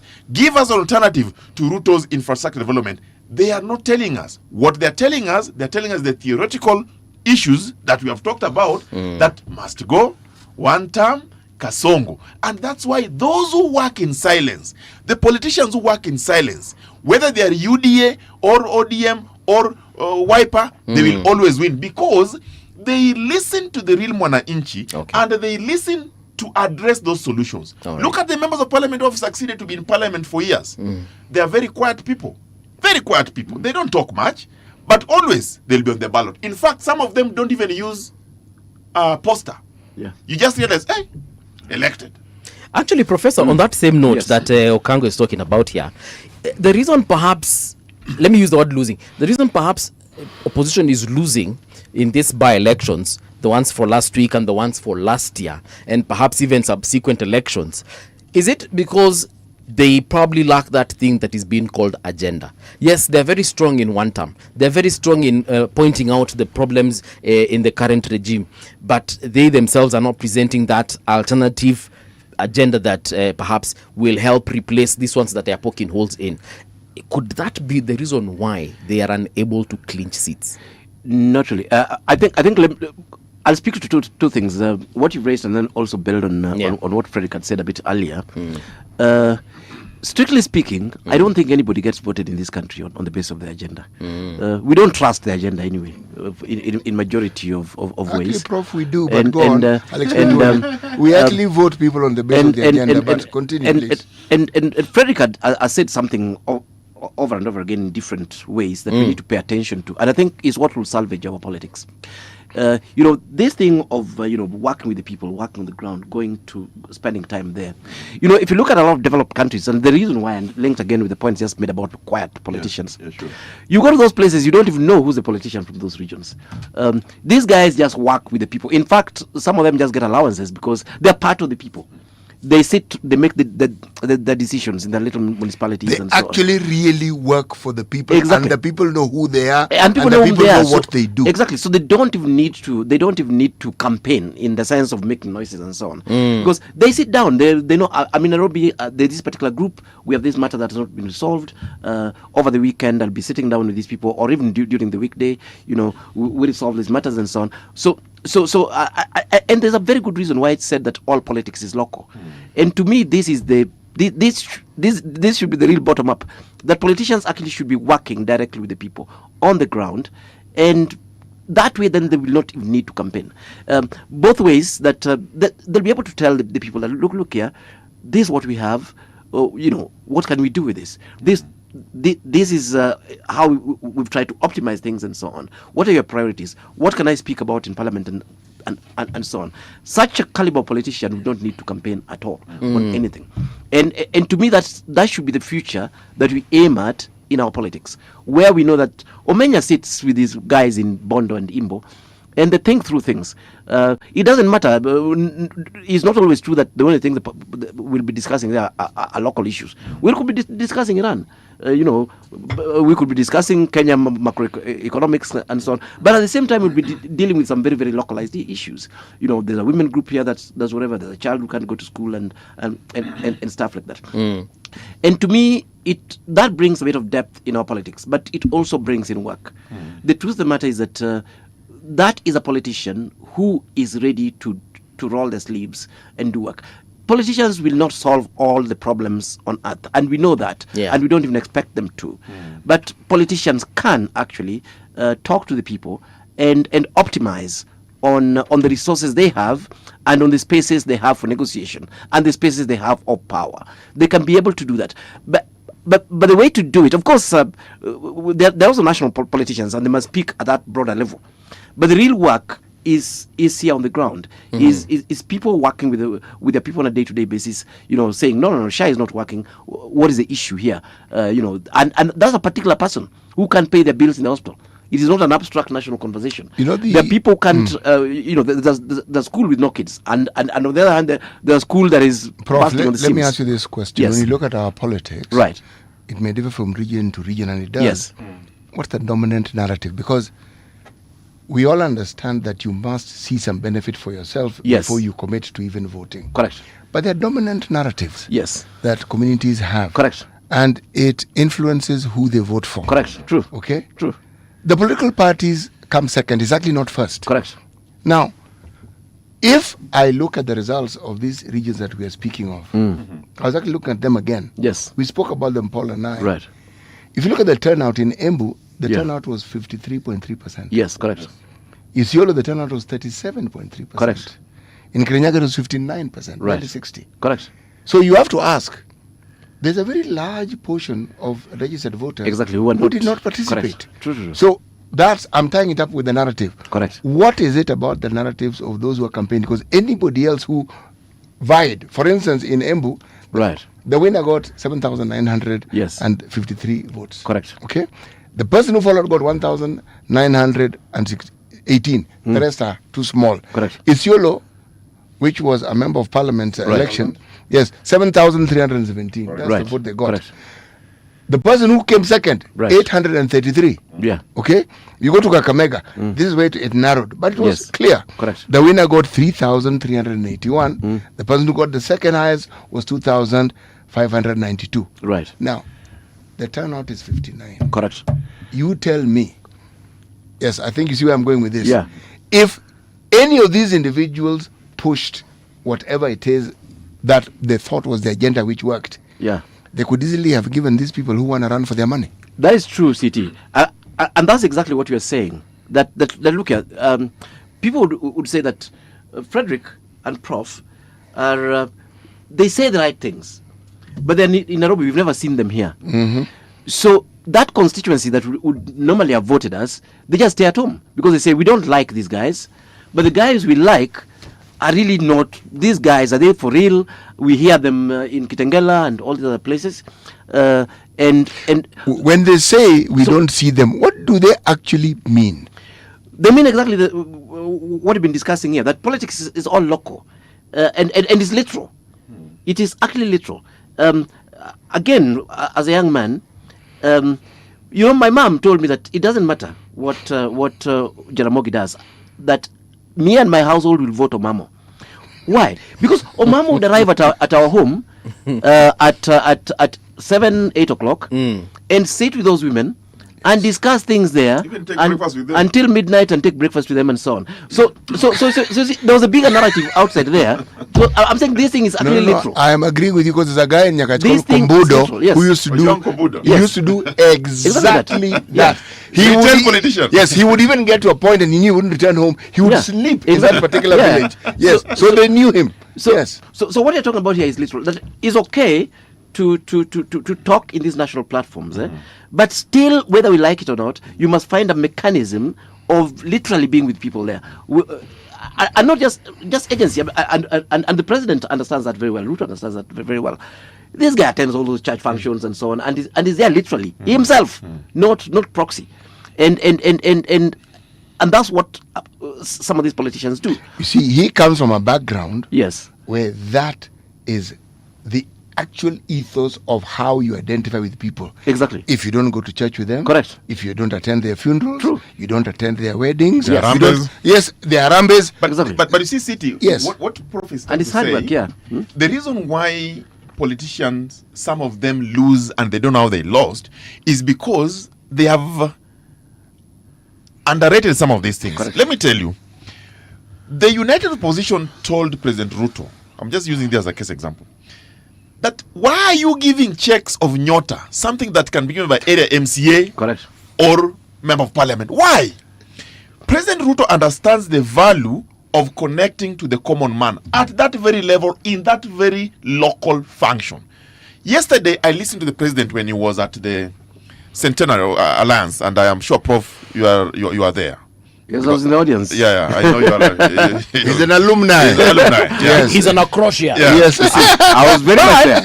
If you listen to the president yesterday, how he connected with the people from Alliance in a function that is not from Alliance. True. He went to Kapsabet. Yes. But he said that, when I come here, I hear you say this, but even me, check the facts. it is only what I think he said Nairobi University that has produced a president. So he's trying to localize what he is in the very local where he is. What I'm trying to say is it is important. It is important for politicians to know why they are losing and why they are winning. And the Prof has said it. The main thing here is, if you want to connect with your people, go to them. Let them not come to you. And that's why you see... Frederick, sorry. Let me just add on to that. Yeah, sure. I was in the crowd, and that crowd generally is a crowd that is a crowd that is a bit hostile to the president. Yes. But yes. But let me tell you one thing. There was consensus when the president made his speech that what the president said is what Kenya needs to hear. Yes. There was proper consensus. In fact, our issue was that sometimes what the president says and what he does is a bit different. But what the president said, and he said two things. He said many things. But one of the things that really stood out, and he was asking the guys, this Kingi came from Kilifi. Yes. The former Senate Ekwe came from Turkana. Justice Leraola came from Samburu. And used some other examples. And these guys came here. Yes. And they're brothers to date. Yes. They call each other. They've got each other's phones, and not even blood brothers can actually separate them. And they were saying this is something that the country can actually learn from. And it was saying, yeah, that makes sense, and of course it resonates with that particular crowd. But you see, just adding, of course, he said many things that I don't want to highlight here that we think were good. But then the issue is that when you are there in person and you're having this particular conversation, people start saying that, in fact, this guy has a point, and that's how you turn voters. You get the guys on the fence to close over to your side, because they say, yeah, we never really looked at it from that perspective. In fact, one of the subtle things that he actually said, of course we wished that continued, was that of course you can imagine now if people now start owning these institutions because they're in their regions. Of course we knew where that target. We knew the target. But when we listened to this, it felt like this was actually very, very good. And of course, as we're doing the analysis of the president's bit, the only point where we disagreed with him, not vigorously, not violently, not because what he said was wrong at all. Yeah, but and those are things that in fact we'll put in the public domain. Yes, we went to Alliance and we think Alliance is actually a good school, but and same with Kenya High and same with the other schools. I think the general opinion of a lot of the people who went to Alliance is that you don't need to increase the numbers to 5,000. You need to create many alliances all over the place. Point. And so that people can enjoy the experience, because otherwise you also dilute the experience of these schools. We didn't really move. Yes. From what the colonialists wanted to do. Exactly. When you think of Garbatula. Yes. Okay. And where it is in Garissa. Correct. That was a national school, and there are very many people exactly. from all over the country who actually went Correct. to that school. Now, Correct. We failed to duplicate this excellence so that many more people could enjoy it. Correct, and the national spaces. And that way, of course, I mean, we're just analyzing, but it felt like from a policy point of view, and government had started doing that anyway, we need to create these new schools. In fact, one of the things we were saying was that, yes, it's true Alliance a bit needy, but we're saying, do not invest 500 million or 1 billion in Alliance. And we're saying that as old boys. Create a new school, put that investment there, and start, an equivalent institution. So Professor, do you know what is start strange building about new institutions? Yes. People who start private institutions actually emulate these schools. Exactly. Exactly. They even sell it as such that exactly. they are offering what those schools will offer. The only difference is that it is private. Correct. Yes. Yeah. So it means the schools did offer something exactly that was valuable correct. And has remained valuable through time. Exactly. Correct. Sure. Yeah. There's a question I wanted to ask. We have about 6 minutes. Okay. And it's about the candidature of one Senator of Nairobi, Sifuna. there are people who say that he can actually make a very good third horse, you know, because City told me there are only 2 horses. The third one is usually a donkey. A donkey. Usually a donkey. But as far as 2027 is concerned, apart from the candidate of the United Opposition, and then of course President Ruto, we can actually have a third candidate in the name of Edwin Sifuna. I don't know what you think about that, Fred. Moving. Yeah. Let me tell you. If you are a student of political science, to whose benefit is Sifuna's candidature? I don't know. That's a question I'm putting there to the public, and they know the answer. If Sifuna runs, and he wants to run, yes, because Prof said earlier, some of these people, it's not that they are really against ODM, but they have got personal ambitions and they're trying to advance that agenda for future. And is it wrong? Correct. It is very good. And that's why we say in a it. democratic space like ours, we encourage. Now, let me make you understand. Yes. Sifuna runs. Matiang'i runs. Yeah. Kalonzo runs. Yeah. Maraga runs. Whether you want to call them donkeys, whether you want to call them donkeys, it's okay. There are so many donkeys in horse race. There are so many donkeys in that horse race. They crowd it. So but I can guarantee you that is the best way to make this campaign boring. And we are going to have an outer arena anyway from day one. Right. What I'm trying to say is, it is good to have ambitions, but it's also good to assess your ambitions if they are useful. Now, Sifuna's ambition, I listened to Sifuna yesterday in some burial in his village. Yes. When he was saying that he's asking his people, Ati, will you support me? Because me, I'm brave and I've made a decision. Will you support me?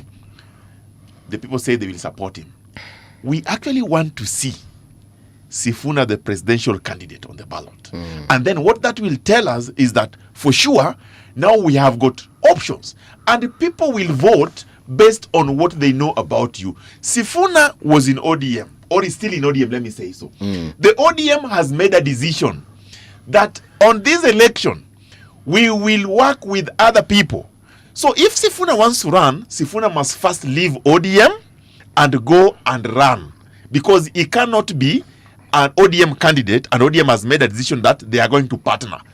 Or if ODM agrees that they are going to put Sifuna as their candidate, then Sifuna will be the candidate and compete with others. But that is not going to happen. That is very slim. So what I'm trying to say as I finish is that Sifuna running is a good thing for him.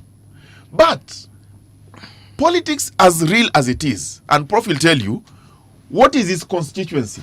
Correct. The real voter, the majority of them are in the villages. Their politics is that of region, is that of development. My party, my leader, my agenda. That is who they are. Okay. Sifuna's constituency is urban.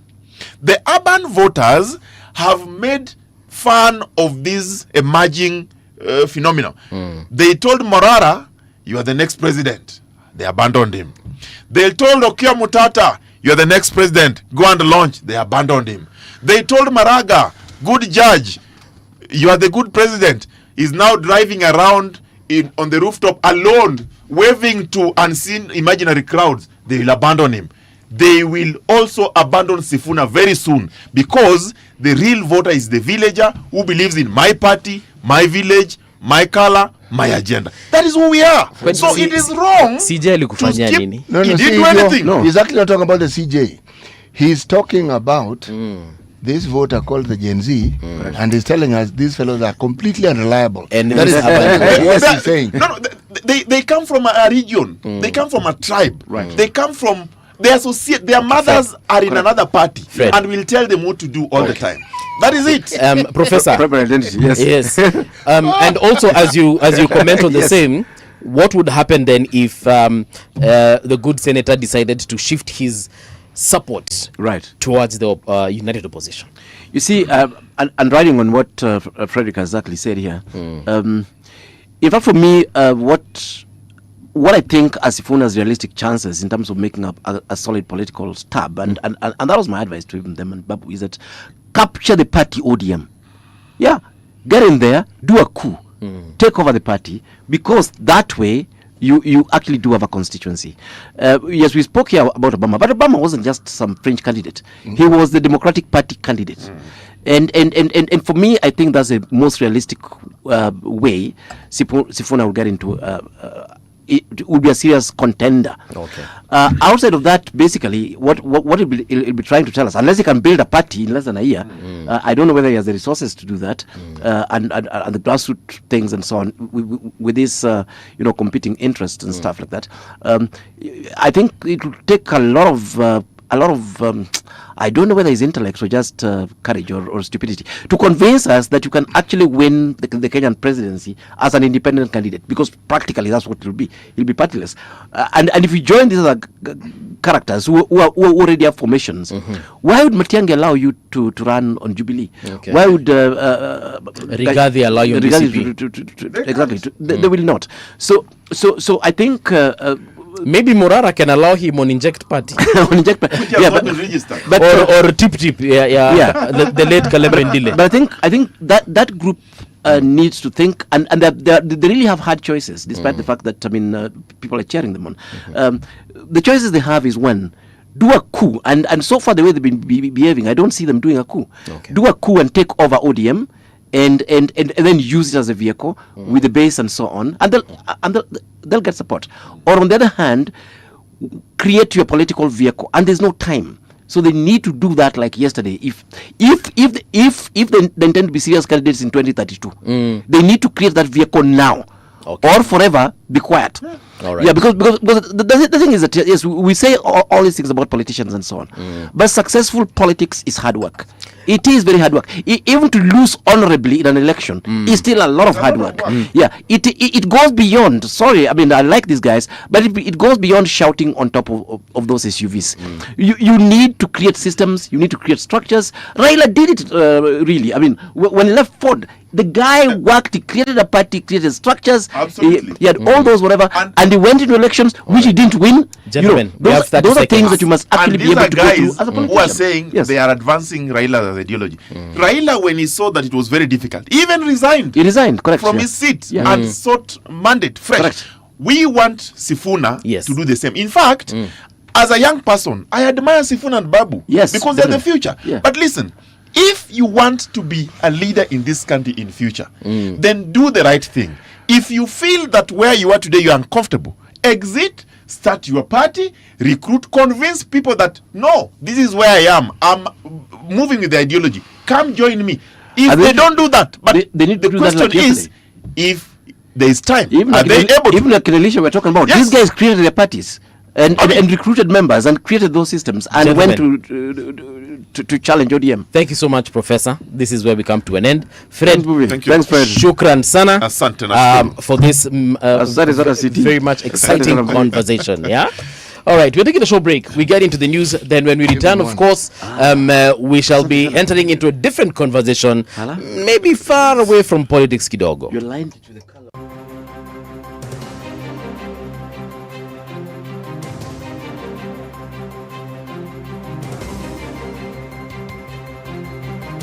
This is the Radio Generation News. Good morning, I'm Winnie Maganga. President William Ruto has condemned the recent strikes on the UAE, Qatar, Saudi Arabia, Iraq, Oman, Kuwait, Jordan and Bahrain amid the escalating conflict in the Middle East. He says the widening of the conflict is a serious threat to the international peace and security and stresses that multilateral institutions are crucial for resolving the crisis. President Ruto is calling for urgent talks involving all stakeholders to help de-escalate tensions in the region.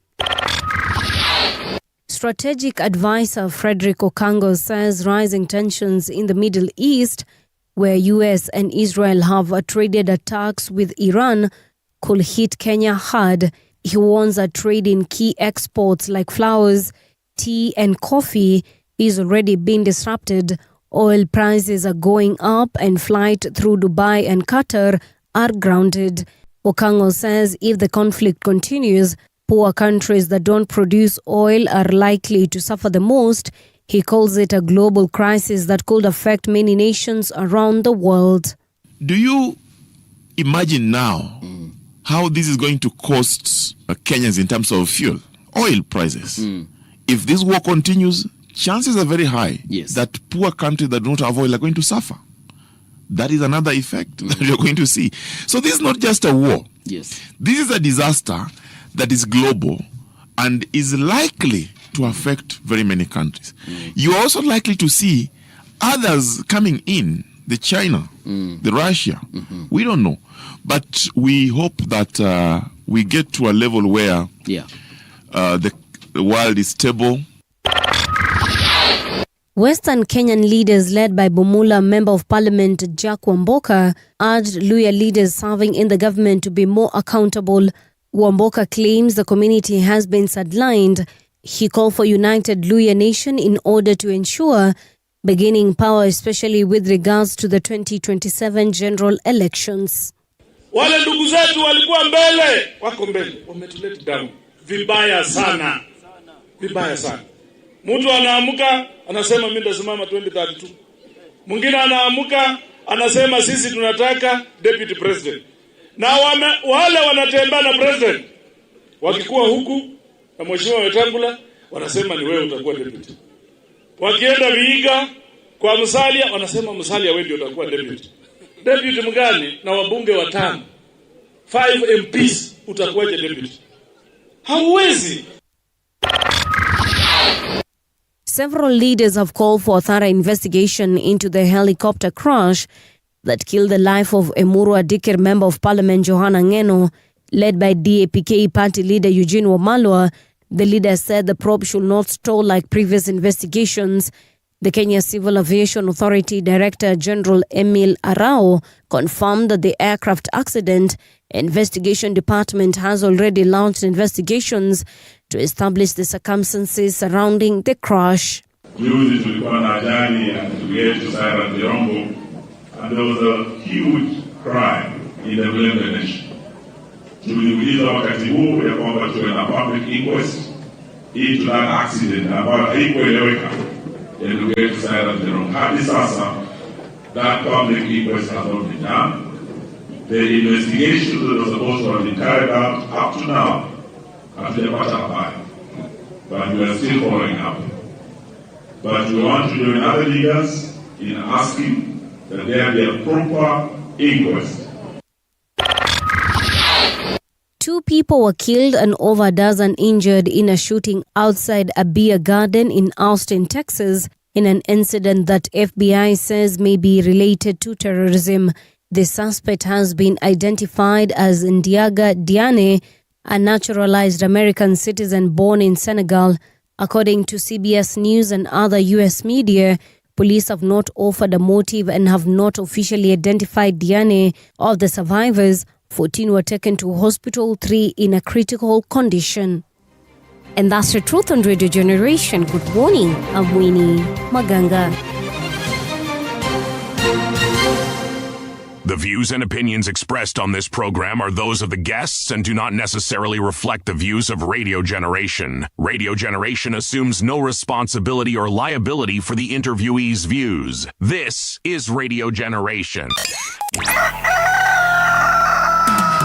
In the beginning, there was morning radio. But now there is Radio Generation's The People's Breakfast, curious and bold, getting facts from the shadows. That's what it is. Now, as the city wakes and secrets stir, a bright new voice shines. The People's Breakfast, your morning, your voice, your journey. Good morning. Good morning, my neighbor. Welcome to the home of hard truths and bold insights, Radio Generation. A very good morning to you and welcome back. It is now 7.5 minutes past 9 o'clock. How are you doing? Salamu ziwafikie. DK, I saw your messages. Unfortunately, we couldn't, talk about them. But guess what? We shall definitely consider having this conversation. And it is this whole idea of whether UDA would have survived if they were not the incumbent, leaders of the, what is it called? Leaders of Serikali. But anyway, we shall be checking out some of your comments as we go on. Right now, though, allow me to introduce our guest in studio. And we want to talk about why we need to change our mindset about leadership in Kenya. Grace Munjuri is the chair, Women in PR, and director, Kenya Film Classification Board. Grace, a very good morning to you and welcome to Radio Generation. Asante sana. Glad to have you here in studio.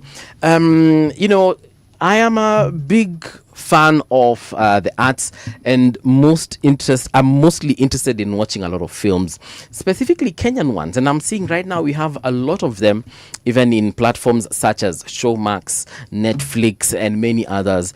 And we're hoping perhaps they shall even, infiltrate into other platforms as well. So before we get into this whole leadership issue, why do you think that our films are not as popular as, say, Nigerian ones on the continent? They're very popular here in Kenya for sure, perhaps a few of them in Uganda, Tanzania, siko na uhakika vile. But if you look at Nigerian films, if you look at even Tanzanian films, they're very popular here in Kenya, as opposed to Kenya being out there. Yeah, I understand that. And basically the reason would be marketing and the challenges that come with that. You've said it correctly that our production has really extremely improved. Actually, our production is quite top-notch. If you watch some of the shows on Magic, and the various outlets that we are doing our shows on, right. Maisha Magic and all, the production has seriously improved, and sometimes you can't even compare that production to even some of the Niger films that we like to watch. Yeah. But I guess the biggest challenge has to do with marketing. So in terms of our people, they try so much to do production and all that, but the amount of investment we are attracting into the Kenya film is not sufficient to be able to roll as much as we wish to. But we hope that over time, as we continue working on this, enabling the environment, first of all, the Kenya Film Classification Board is a regulator. Yes. So our work is to enable the market. We have a different agency called the Kenya Film Commission, whose mandate is actually development of the market and, providing the market. Yes. But budgets, like with many institutions, have also been quite a challenge, as it were. So we hope that more money would be put towards, the development of film and towards even the marketing of film. Once that happens, then we can be able to roll so much further beyond our jurisdiction. Because a platform like YouTube, which is very free and easily accessible, yes, there are amount of Nigerian movies on that. When I visit my parents, oh my goodness, the algorithm on their YouTube is nothing but Nigerian movies. Yes. Baka, sometimes I usually ask them, do you watch anything else? I know, right? I know. And it's a good thing. I'm not saying it's a wondered why those movies are so popular with Kenyans. Like some of the ones that I watch, they connect to them because of the human stories they present. Someone was unlucky when growing up, or they are an orphan, or they were bewitched, and so on. There are things that Africans can actually relate to. Exactly. Umeenda No, seriously. I mean, those Nigerian movies, to be honest, kama si Urogi, ni mtu alikuwa disadvantaged in one way or another in life, na sasa ame climb the ladder somehow and they're successful. The term people use ameomoka. So they've become prosperous regardless of their background. And it connects with a lot of Kenyans because, you also look at yourself, you're like, leo nimesota, like in one day. Yes. And when you watch that movie, it inspires you. Yes, absolutely. Yeah, and but my point was, ziko nyingi sana on those platforms. Yeah. Kenyans are trying by day. It's not like they are not, because I also have friends who are producing film and they're putting it on YouTube. I watch some of them, especially on the stories that I relate with. Lakini I'm thinking, perhaps something else needs to be done. And when you talk about funding, I wonder where those, because I don't know this, I wonder where these Nigerians get money for their films. Yeah. Do they get it from their diaspora, members? Are they funded by other producers from all over the... I wouldn't know where they get their money, and I don't know if you have that information. The film is actually a major economy. That's why guys like the Hollywood have been able to roll this most successfully, even in terms of propagating their culture and all that, or a culture that they want the world to actually, adopt to, as we have seen in today's films. They're actually funded. It's a whole economy where people invest, like shares, taking IPOs and all that. Yes. On new films they actually market that aggressively for you and I to take shares on that, so that then what happens is once the films start hitting the blockbusters and all, we start earning from the film. Yes. So that element has not been marketed very well locally. But what's interesting and encouraging is that Netflix as well, the platforms that we have all taken to on movies and films, are actually coming in here and investing and saying, you know what, we'll invest in certain films like Mvera and all that. And they've been able to roll out, and then you see the producers actually make money out of this. Yes. The number of producers doing movies, doing plays, and there are so many, but they have to sacrifice and mobilize even amongst friends to be able to do the production. Yes. And when you look at the production, even that of, just the plays and all that, they are top quality. The other day we went and we were, one of our directors is a producer. And so they were, setting into the market, premiering the Dangerous Divas. Yeah. It was an excellent play, top notch, the sort that can actually be produced into a soap, or into a movie, given the funding required, and actually roll. So we have brilliant minds in our country. We just need to support them and put a little bit more of some money into it. Okay. So that then we're able to get that economy rolling as well, that element of the economy rolling. And we have a lot of talent in this country concerning the arts and creatives. Let's talk about, changing our mindset as far as leadership is concerned. In your opinion, where are we currently on that platform, and which is the direction you think we should be taking? In Kenya, I think if you really want to be seriously attacked, loved and hated in equal measure, is offer yourself for leadership. Okay, that's the easiest path to getting those both sides of feelings from Kenyans. But when you choose, first of all, it takes a lot of courage to offer oneself for leadership. I'll tell you, I've been in leadership for the longest time. I started quite early. Yes. I don't know. Some of these things perhaps come naturally. I don't know. But I have also actually vied at local level, but at the Public Relations Society of Kenya. And I started vying in 2009. At the time, I was actually in my 20s. Okay. That passion you develop for leadership. But what's interesting is that in my campus life, I actually never got involved in politics. The way most of our leaders, from SONU and all that, they come out and they now become national leaders. Yeah. In campus, I think I was the chair of the KUSA, which is the KU Marketing Students Association. So the three of us here were actually in KU. Oh, look at that. Yep. That's amazing. It is amazing. It's we awesome. are fantastic. We are alumni of KU. Yes, well, we are. yes, when I was there, Yes. it was a constituent college of the University of Nairobi. Wow. Yes. And then That's by the awesome. time you fine people got there, Yes. it was a fully fledged university. Absolutely. Yes, but he is right. Yes. Yes. Oh, that's fantastic. That's awesome. You see, KU is donating serious brains into the Very market. right. Oh, Very yeah. right, Yes, yes. we are. Yes, we are. And actually, if you look at it, even in the current leadership, so many of those people are actually KU alumni. I know guys of the university, UON, will be waiting for me at the gate. Don't worry, they have nothing against But you. facts and facts speak for themselves. They are stubborn. Yeah, so so offering yourself, as in leadership is not that easy. It takes a lot of courage. It takes a lot of courage, and it takes a lot of, you must have a lot of clarity of vision. And so why then do we need to give our leaders a chance to actually articulate their vision? One, it takes, I'm a firm believer of give them time. Yes. Because it takes time. You'll come in. In fact, you can imagine in the first 3 years of any job where you're a leader, you do a lot of changes. You do a lot of groundwork, isn't it?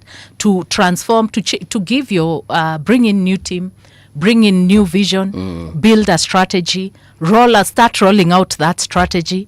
Before you know it, 3 years are over. In fact, I'll give you an example. I served at World Vision until last year as vice chair of World Vision Kenya for the last 6 years. Wow. And World Vision is a strange animal. It has this twin partnership. Okay. The twin partnership really means that we are Kenyan, but we're also global.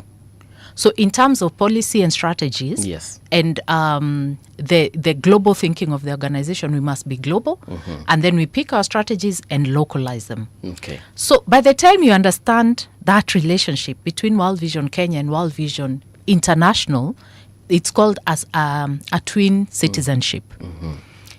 It takes a whole 3 years to understand the culture of the 3 organization. years. A whole 3 years, I'm telling you. By the time you understand everything, it takes a whole 3 years. So the next 3 years... Why is that so? It's a complicated, a very complicated framework. What's complicated about it? The policies, the how to do things, the governance processes are quite different. What you must apply locally as you roll out is very, very different. So by the time you catch on, and then also remember we are a board, we are not employees. Yes. So as a board, we meet quarterly. So that's 4 times a year. Okay. Okay. And then perhaps engagement, on the ground and training and all that. So talk about 12 contact days in a year. Okay. So by the time you're 12 days, even if you're studying and all that, yes, actually translate into something tangible, it will take you a while. And even for some, obviously in class, we are not all the same. For some, it will still take them time. There are fast learners, slow learners, and then we have the middle people. Obviously. So by the time now you're ready to actually roll your leadership and strategies and all that, you're entering season 2 yes, of that whole leadership process. So what we've done now globally in World Vision, we're actually doing 9 years now. Okay. So that now the first 3 years, it's learning. The next, 6 years, you're actually utilizing what you've learned and your knowledge and all that to apply things on behalf of the organization. And this translates to almost every organization. Yes. Every organization. And sometimes we come in and we're like, give us the first 100. You know what you'll do in the first 100 days. There are quick gains. When it comes to leadership, there are things, if I tweak here, this can actually be achieved. Okay? But the truth is, you need time to execute. And that's why you've seen with many CEOs, they are given one-term renewable once.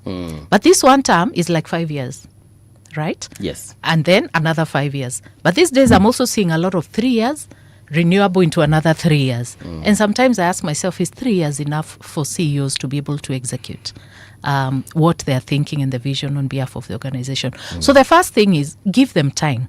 For the sake of one, sustaining the gains. Because every leader comes with their own vision, comes with their own strategy, comes with their own development agenda. Okay. So sustaining the gains is extremely important, right? 2, sustainability for us as a people. For us as a people. Yes. You start, how would you feel when you start a project? For the longest time we AKU people saw on that Thika Super Road. Yeah. You saw stalled projects of the National Youth Service for the longest time. And we have so many stalled projects. What happens in that situation is you come, you have your vision as a leader, then a changeover happens. Okay, a leader comes and they're like, those were so-and-so's projects. So now they start their new projects. And it happens to the constituency level, to the ward levels. That happens. Then you start wondering, why are projects, stalling? Yeah. It has everything to do with leadership, the vision that leader had, versus now a new leader who wants to come and to showcase quick gains, yes, for instance, and not to finish what has been begun. There are some words we've been using here for the last couple of months. Yes. Blueprint. Yes. Master plan. Yes. So who should come up with a blueprint, aka a master plan, such that whatever Grace has started, when movie is appointed next, I can just continue with where you left. Yes. Because you left a solid master plan. Yeah. You left a solid blueprint that will actually see this organization take to the next level. So whether it's a constituency, whether it's a ward, Yeah. whether it's a county, Yeah. who should come up with this thing? So at organizational level, that sort of works even during transition, because we talk about strategies that, for example, we have 2022-2027 strategy, for instance, in any organization. If a board comes in midstream, they will still need to adhere to that strategy. But there isn't much obligation per se. They still have to come in, study the strategy, on understanding of the organization, ask themselves, does this strategy align with our vision, for example, to develop this market, for instance, in the film industry? Does it align? If it does not, we sit and tweak it. Okay? That's at an organizational level. That can sort of survive. But at national level, they campaign on manifestos. Okay? Like the current government, they call theirs the plan. Okay? They campaign on manifestos. Therefore, if my manifesto 2022-2027 does not align with my thinking 2027-2032, I'll definitely change. Sometimes the clever ones will just tweak it a little bit. But if you look at the pillars, they are very, very similar. Okay? So in that case, somehow, you might see some projects sustaining. But then there's now this other element of, who are these people? It's our turn to eat. Okay? Who are these people? What were these projects? Okay? Who was doing these projects? What's in it for us? So before you know it, some whole new projects have come up. They're abandoning projects that were from the previous regime, for instance, and picking up new projects for the sake of what's in it for us. So for the sake of the Kenyan, this affects us as mwananchi. Okay? For instance, you start a program like the common one right now for Nyota, for the young people, right? Where you're facilitating young people to start up, for example. If a new regime came in today, do you think they'll adopt Nyota? Is it helping our people? In their plan, they might not. Yeah. They might not. In their manifesto, it is not there. All right? So that's why we need to ask ourselves, how long can we possibly give leadership a chance for us Kenyans? What's in it for us? We must get selfish at all times, even as Kenyans. So if we go back to the Kenyan person, or rather the Kenyans, the citizen, that common mwananchi, yes, shouldn't the master plan start from there?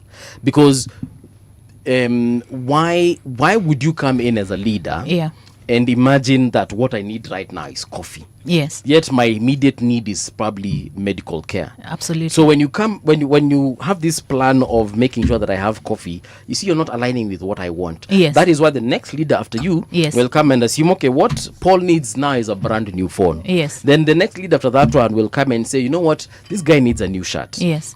At the end of the day, you've really not asked me what I need. There are certain things, if you were to ask me, it doesn't matter who the leader is. Yeah. They will go with a particular plan because it is the plan that the person or the people rather want. And I think that's where the disconnect is. Leaders never ask us what we want. They only come with a manifesto and present it to us, and they tell us, okay, mimi kama MP, ndawaekea maji, ndawajengea mashule. Maybe I don't want that. Yeah, absolutely. And that's why in a grassroots organization called Jamii Imara Mashinani. So that Jamii Imara Mashinani is really a platform for citizen engagement and listening. It's a listening platform. So I'm in PR and communication. Right. We create strategies for organizations. And by the time you're creating a strategy, and what I expect of the people coming up with manifestos for the country, like you rightfully said, is listening to the ground. It's called co-creation in the NGO world where I also served. It's called co-creation because I can decide, Mbuvi, I don't know if you come from Kitui or whatever. Actually, he actually comes from Kitui. You come from Kitui? You're spot on. Look at that. I think there's a way Kitui people look. I hope so. Thank you so much.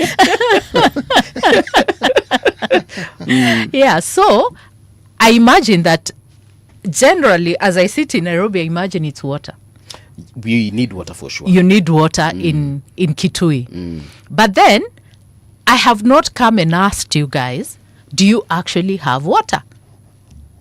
You understand? Yes. So coming to the ground and just bringing you things, and then the villagers snob the project, then we wonder what happened. So very rightfully so, for every professional, for every leader, you must first find out what is the need on the ground. Yes. So that you're actually speaking to the hearts of Mwananchi and to the actual needs that are required by the Mwananchi. Right? So I do not expect that any manifesto is actually done without finding out what is required.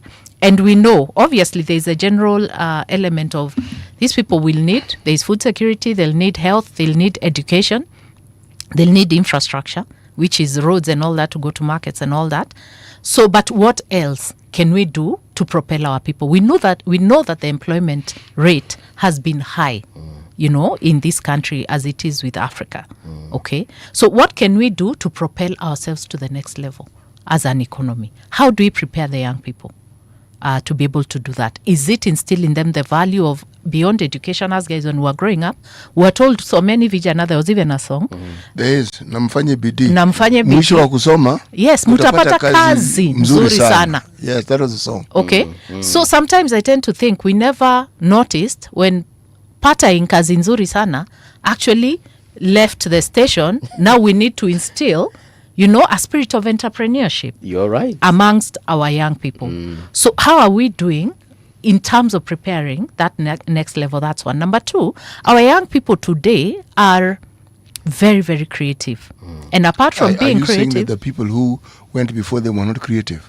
No, very, very. She has said two veries. Yes, I've said very, very. You guys were creative. I actually heard her very well. And that's why I asked the question. Yes. So you guys were creative, but now this generation is very, very creative. No. I am not trying to be defensive. Yes. No. Yes. I am stuck on that co-creation. Yes. Okay? Yes. And how it is that it works. One thing emerges because it was perhaps sparked off by something that happened previously. Yes. Okay? Yes. And it goes back to something you mentioned with regards to the organization you worked for called World Vision. Yes. This organization was set up in 1950. Yes. Kenya, it started in 1974. Yes. Okay? 50 years down the line. Yes. And from what I heard you say, yes, it has a structure that takes you time to understand. So let me ask the question. Yeah. How did you go about recruiting people who worked in that organization? Yeah. I'm asking that question because the same question Yeah. that I'm going to ask about how do we go about electing, because we're actually employing these people. Yes. How do we recruit? What is this criteria that you used to recruit? So for recruitment to happen, you must understand who you need when you need them. And it has to come from the place of the plan, the strategy, okay, as an organization. So you cast the vision first, whoever you are, the leader of the organization. You cast the vision. Then you say, for me to be able to meet this vision, I need to do 1, 2, 3.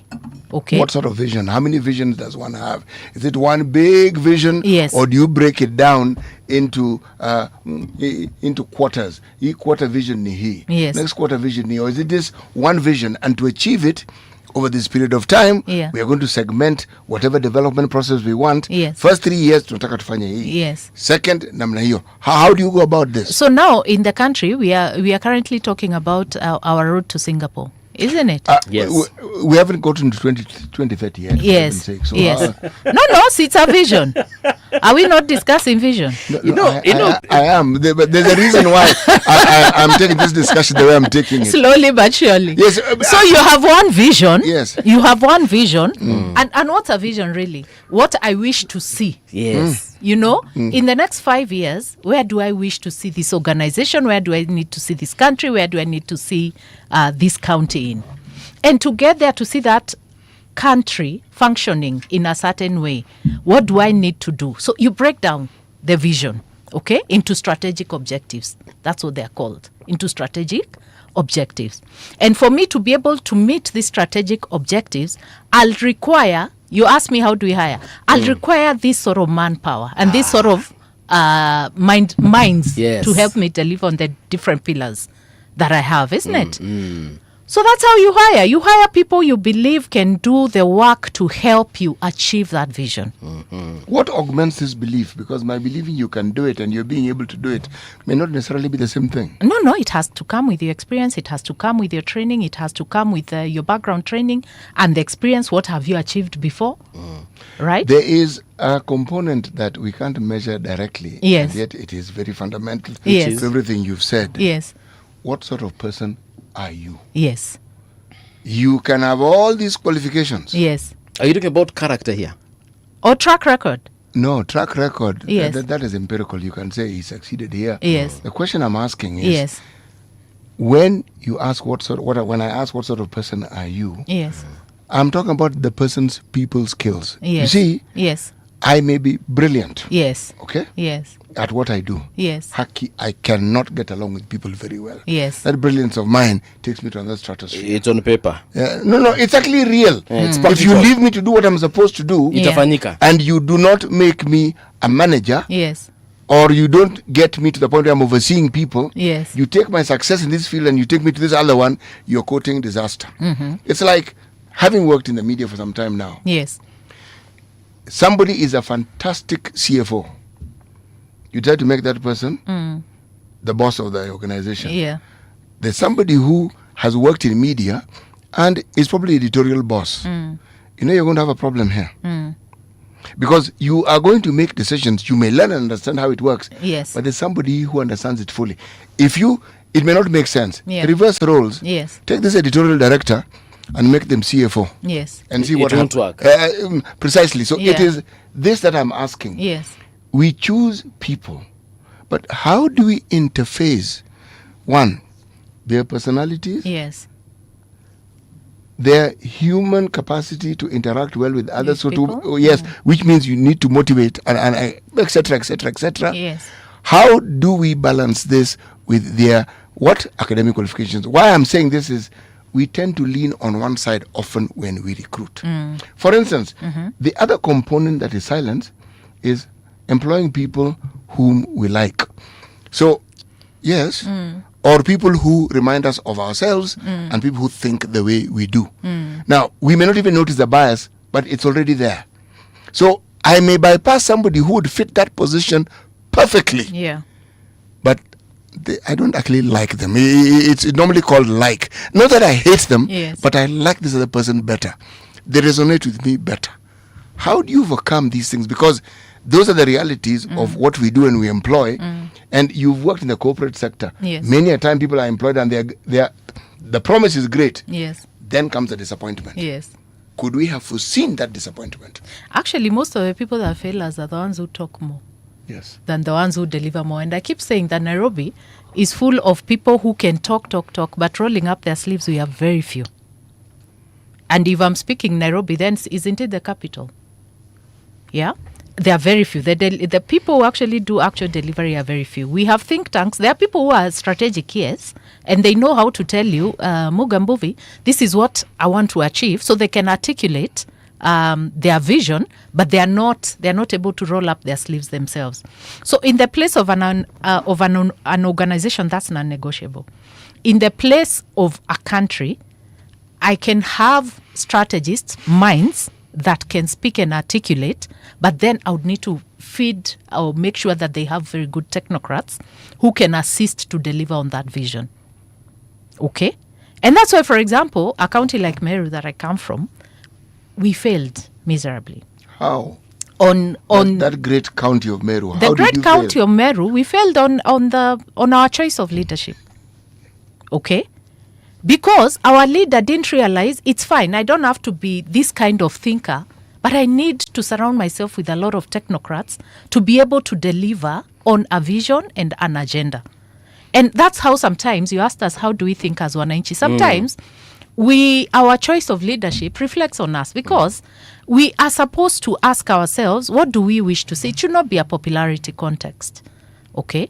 Contest, honestly. It should not be popularity. It should not be they brought us gumboots. It should not be they brought us mattresses, for instance. And I understand the mindset and the situation that we operate in. Okay. I understand that sometimes that small amount of money that we are given is important to the Monanchi.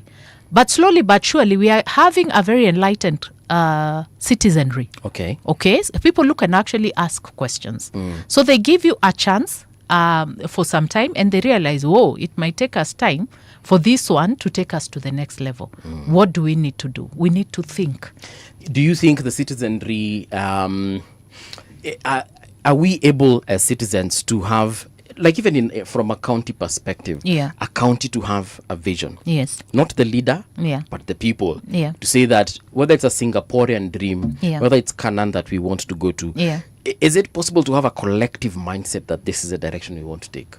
A collective as who? As a people. As a people. Yes. Yeah, it depends on how you sell the vision, isn't it, to the people. It depends on how you sell the vision to the people, and they need to see it. Let me tell you, every time we communicate... So now we've come back to the leadership then. We've come back to the leadership. So it depends on the leader. It depends on what you see as this vision. I need to come and sell to you this vision, and then you're like, whoa, that looks very good. It sounds very good on the other side of Singapore. So how do we get there as Mwananchi? And you need to be articulating things that actually resonate with the context that we are in, isn't it? And they resonate with us and that look like an actual reality. We are communicators. Yes. As communication people, we must always communicate by asking ourselves what's in it for our stakeholder. What's in it for them? And that's how you craft your messaging, so that you're crafting messaging that resonates with them. You know, and not for messaging sakes. Yes. These days we just don't push PR. The way guys are told that but when you talk of it's about spin and all. But Grace, when you talk about messaging, I like that term. Yes. It doesn't have to be verbal, does it? No, it's both action. You see, the reason why I'm going, you talked about Meru. Yes. John Paul Murigi. Yes. Okay, Gembe South. Yes. Got elected at the age of 23. Yes. Huh? Yes. You know why he got elected? Yes.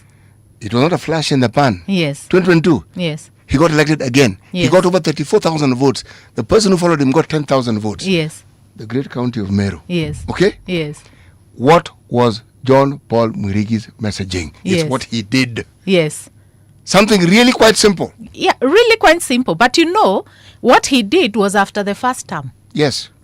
You understand? Yes. The first time he was able to convince the Mwananchi, vote me on a bicycle, by the way. Vote for me because I have your issues at heart. So they were looking at him in terms of, this is our person, our young person who is speaking our language, who understands our needs and all that. He should be able to go and articulate that and bring us development back home. Actually, let me take you a little before that. Yes. He was an untrained teacher. Yes. Okay? Yes. One of the things he did, which was remarkable, yes. You know these revision books that people sell? There was a guy called Malkiat Singh who used to write them as though he had nothing else to do. Yes. But for him to have written it, he must have made money from it. Yes. The classes he taught got the results that had never been gotten there. Yes. So he got to the attention of the community. He said, wait a moment. Wait a moment. Who is this teacher? Yes, this fellow has left you. I mean, come on. What's the guy doing? In the village. Yes. Meaning there's something that resonated. Why? Yes. Because as Kenyans, we know if somebody passes the exam, yes, they go to university. Yes. If they go to university, yes, the possibilities open up. Yes. He messaged something that touched people in Igembe South. Yes. But it also means people who were then before him had never done such a thing. Yes, correct. Okay? Yes. But they also understood this guy's young. There's no wealth in his family. He's yes, just a Mwananchi. Yes.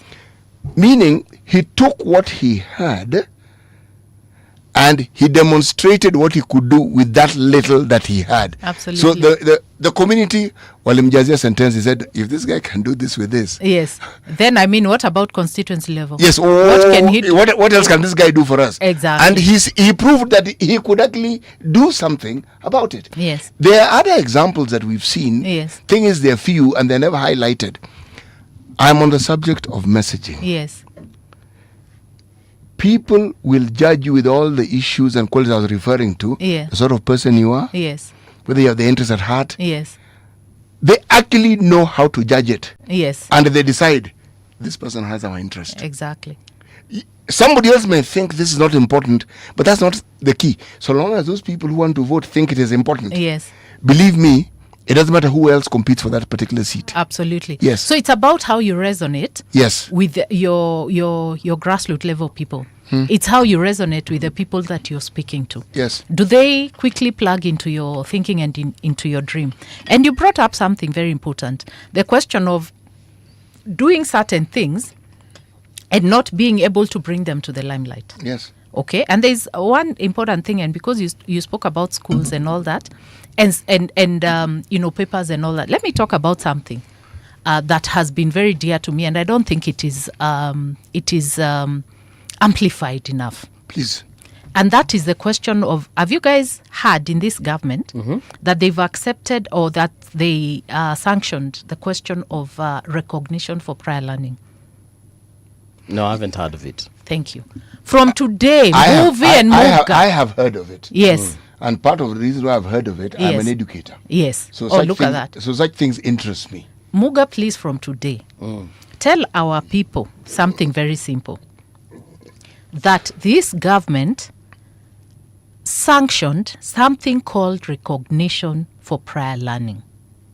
And what they're doing, as an educator, as all of us growing up in education system know, why we started having fake papers and whatnot, was because of so many vijana, we are back to so many vijana, mwisho wa kusoma mtapata kazi nzuri sana. So papers, people started to think, now we must steal exams to excel, because these papers are the ones that get us jobs, and these jobs are the ones that propel us in our future. Yeah. So what this government did, as soon, I think it was even 1 year, as soon as they came in, I was like, whoa, that is good. But apparently people don't even know much about this thing. They said, you have been a mechanic for 10 years. Yes. Spanner boy. You've been a spanner boy for 8 years. You know that where you take your Mercedes, Muga, that Mercedes, you know very well who fixes it. Yes, I do. Do you ask for their papers? In this particular case, yes, I'm responsible for this particular mechanic getting his papers because his father was my friend. Oh, look at that. That's nice. So that's nice. But most of the time, what's replicated on the ground? What's replicated on the ground? You know what I'm saying? You never ask for papers. We have brilliant minds who are our mechanics, who are our spanner boys, who are our carpenters, and they do, amazing jobs, isn't it? But they don't have paperwork. And what has happened now is we are able to export our HR. By the way, Kenya's HR is up there, isn't it? Top notch. Okay. In Africa, from how we speak to how we deliver to the work ethic, by the way, we are very good when it comes to that. So the thing is this: we want to certify these people. Okay, the government said recognize that these guys have been doing this work for some time. How are they doing that? You come, you say I've been doing this for some time. You apply to TVET, or you apply to NITA, and they take you in on 2 weeks. Within those 2 weeks, they'll check your skills. They'll give you experts in that area. They'll check your skills. Are you actually good at what you do? Are you actually a good plumber? Are you actually a good electrician? They check that, okay, and they certify you. They give you a certificate. This certificate can now open up jobs and doors for you. So both locally and internationally. Internationally, the UAE is unfortunate. The UAE and whoever they are now, the situation is looking a bit threatened, but it's for now, and we pray that it will be managed. Sure. They are coming back and saying, you know what? First of all, you've been to Dubai or Qatar or those countries. You know that the natives, they are super loaded. They have no time for the sort of work we do. They don't. Therefore, they need a lot of HR, human resource. So these people, our youngsters, are the ones we need to be exporting. So far, data up to 2024, we have 430,000 exported of workmanship. Okay. 2025 is a whole year, and I can tell you the amount of work going on in terms of Kazi Maju, trying to get the kids outside, is so much that by the time we get the 2025 data, it will actually be mind-boggling. And to date, because of that whole paperwork thing, and that's why we need to really roll the prior learning, the recognition of prior learning, knowledge, awareness, just awareness creation to our young people, and to even those who are not so young, but they were not certified, but they still have a lot of work life. Because, if you see 60-year-olds that are retiring right now, they are youngsters. They look so young. You wouldn't believe if someone tells you, I've actually retired. So how do we utilize that whole energy? So we've got a lot that we can be able to do for our young people, for them to be able to access that livelihood that we are looking for. So from today, Mugambovi, that message, please take it out. Because it is there. Stay with your papers. Whether it's for work or not, I always say, you just study. I always say you have your paperwork, file it. a day will come, and I always say there is no experience that is wasted. A day will come when you'll need to remove that certificate from the shelf and actually present it for something, and it will come through for you. So even if it's just for self-actualization, or to even just say, I feel happy, I have my certificate, I've been certified as an artisan or as a professional in this particular area, even if I didn't have to do a whole 4 years in university. Yeah, so that's what's called the recognition of prior learning. And I just wish that this whole messaging would be amplified. Yeah. You just found us out when you were coming in. Yes. We were talking with the previous guests about, just critical thinking. Yes. And whether the citizenry understand their role as far as choosing leadership is concerned. Yeah.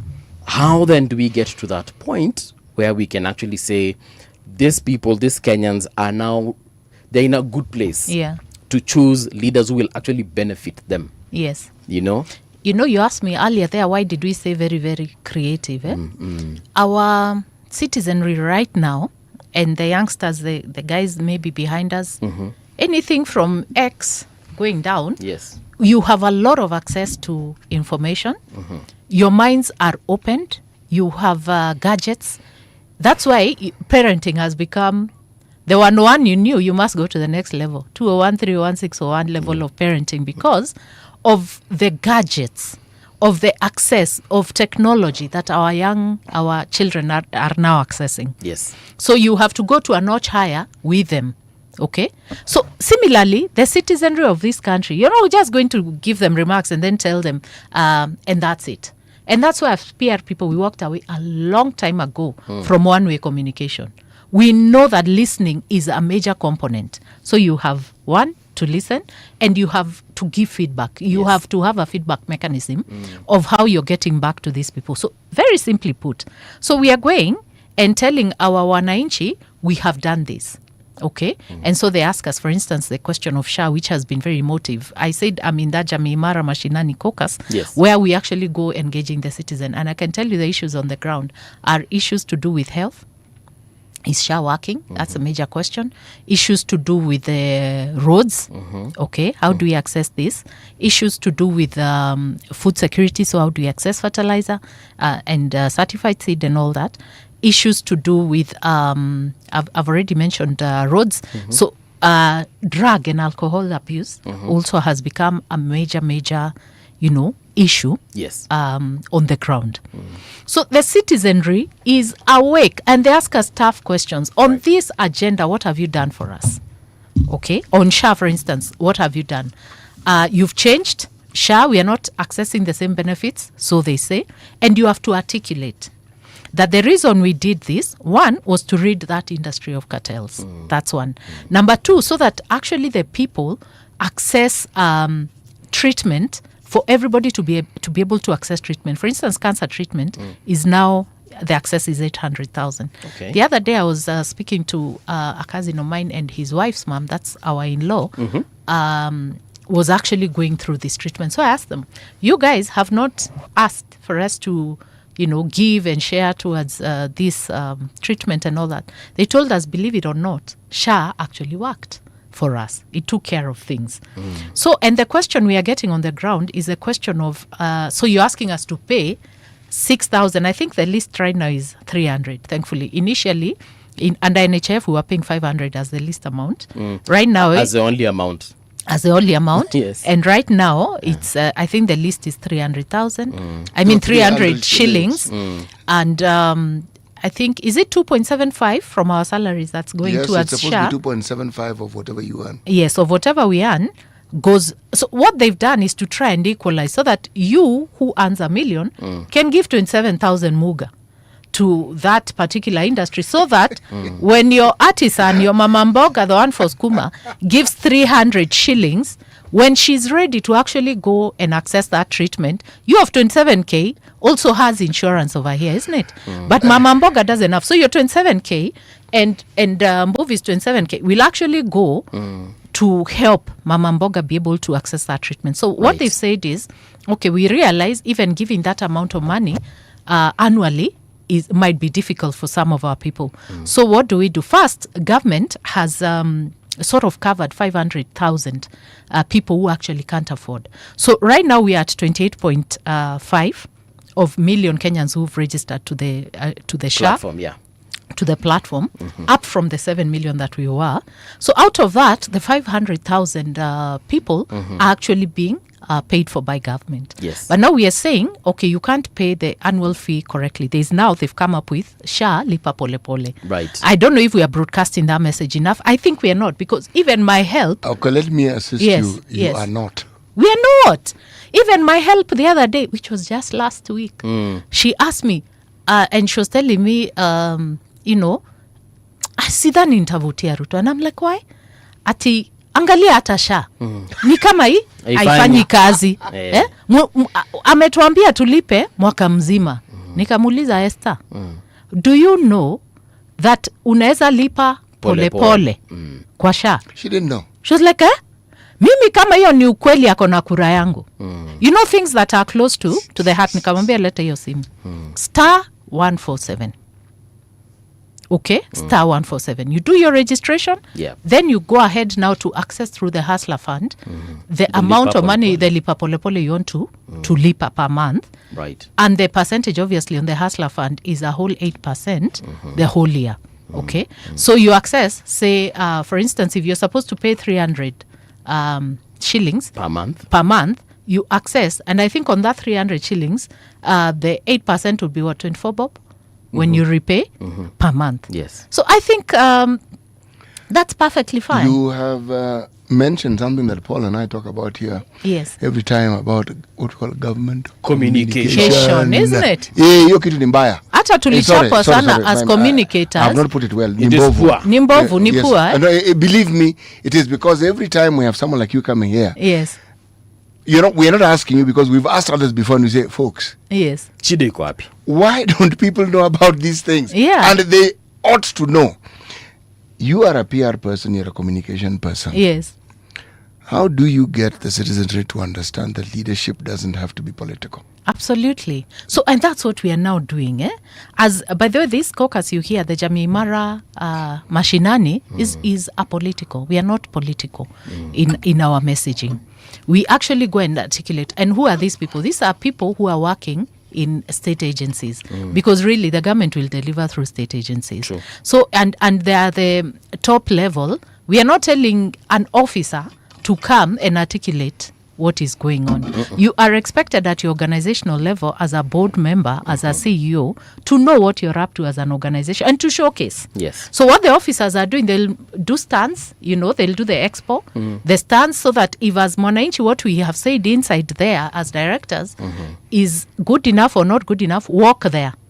Walk to the stand, find out a bit more about that, implement what you need to implement as Mwananchi, apply, do what you need to do to get that service. Okay, so we are taking one, service to the people, and two, articulating these things. Yes. And as you can hear, they are super critical, the things we are talking about. So if our Mwananchi, we notice that knowledge gap and what you're calling it communication. And actually, I remember in the wake of the Gen Z, yes, when the president was asked what happened, and he actually said communication failed me himself. He said communication failed me. And as communicators, we had to ask ourselves, how did this happen? Why aren't we communicating enough? So Actually, swiftly, answer the question, why aren't you communicating enough? So swiftly, I think it's about one, there's a lot of levels. Okay, levels of communication. That's one. Two, bureaucracies around government communication. Okay, so hot in the heels of that, what happened is that people, they quickly came together to create a national communication strategy, which is now being implemented, where the messaging is harmonized. Okay, where the articulation of how to go about communication is now harmonized and cascaded amongst ministries and the levels of that. So silos, there has been a lot of silos in as far as that is concerned. If there's a government that has got opportunities to just articulate its issues, yes, it is this one. Yes. As opposed to any other government that has been there. Yes. Number one, social media right now is booming. Absolutely. We have influencer marketing. Absolutely. I had, I'm forgetting the minister who said that, I think it was the ICT ministry, Yeah. Honorable Kabogo. He did say that something is going to happen, hopefully this year, Yeah. as far as influencers, government influencers are concerned. And I was thinking, Yeah. that's a good idea. Yeah. But there are so many opportunities for this government, yet it is the one government that is really poor in communication. It takes me back to the question I asked earlier on Yeah. about recruitment. Yes. You see, it is one thing to give jobs. Yes. It's another thing to give cronies jobs. Yes. It's another thing to fulfill electoral promises. Yes.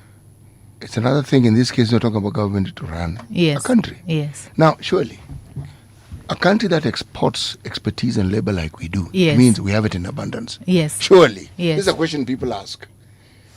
And it's not a national government problem. The counties are even worse off. It was a disease. Yes. The counties are terminal. Yes. Yes, they are.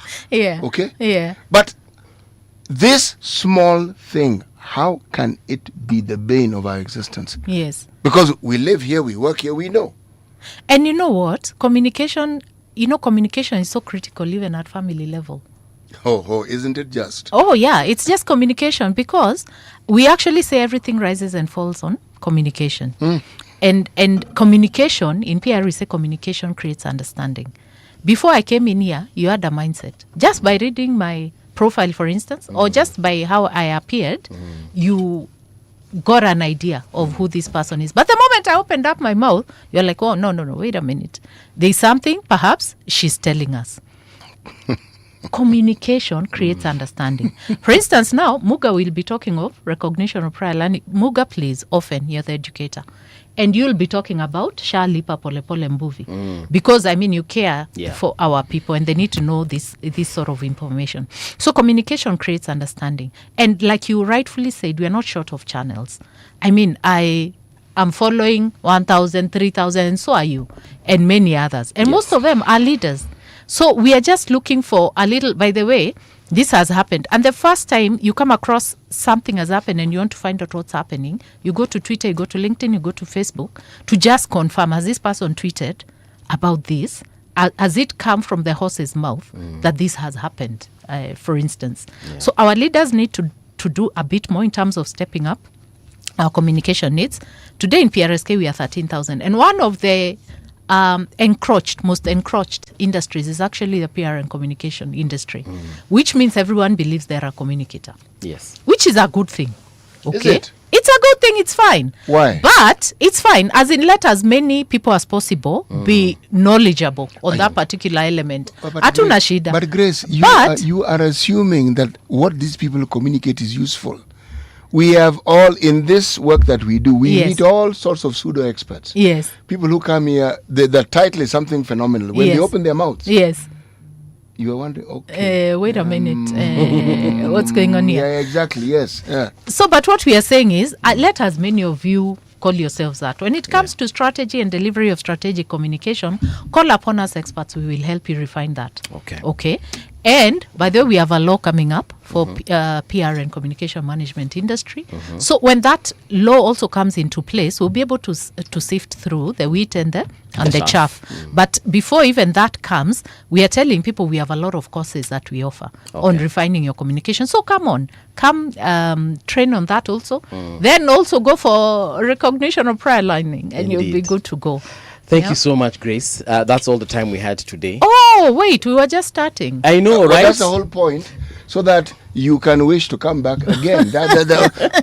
We time it that way. So I've articulated only 2 issues, and we have a truckload. That's the point. Yes. Paul will tell you, welcome you again, and he means it. Yes. We want you to come back. Okay. Yes. The doors are indeed open. Okay. Thank you so much for having me. Karibu sana. That is Grace Munjuri. She is the chair of Women in PR and also director Kenya Film Classification Board. Situanane kesho on 3rd of March. Hopefully by then kila kitu kitakuwa sawa, tutakuwa tumeget over hangover ya weekend, tutakuwa ready kuingia katika huu mwezi mpya na nguvu ambazo ni mpya. For now though, I leave you the safe hands of Winnie Maganga coming through with the news. business news on Radio Generation. Good morning, I'm Winnie Maganga. The Kenya Transporters Association is asking the government to introduce on-the-spot traffic fines that people can pay using mobile money. They say this will help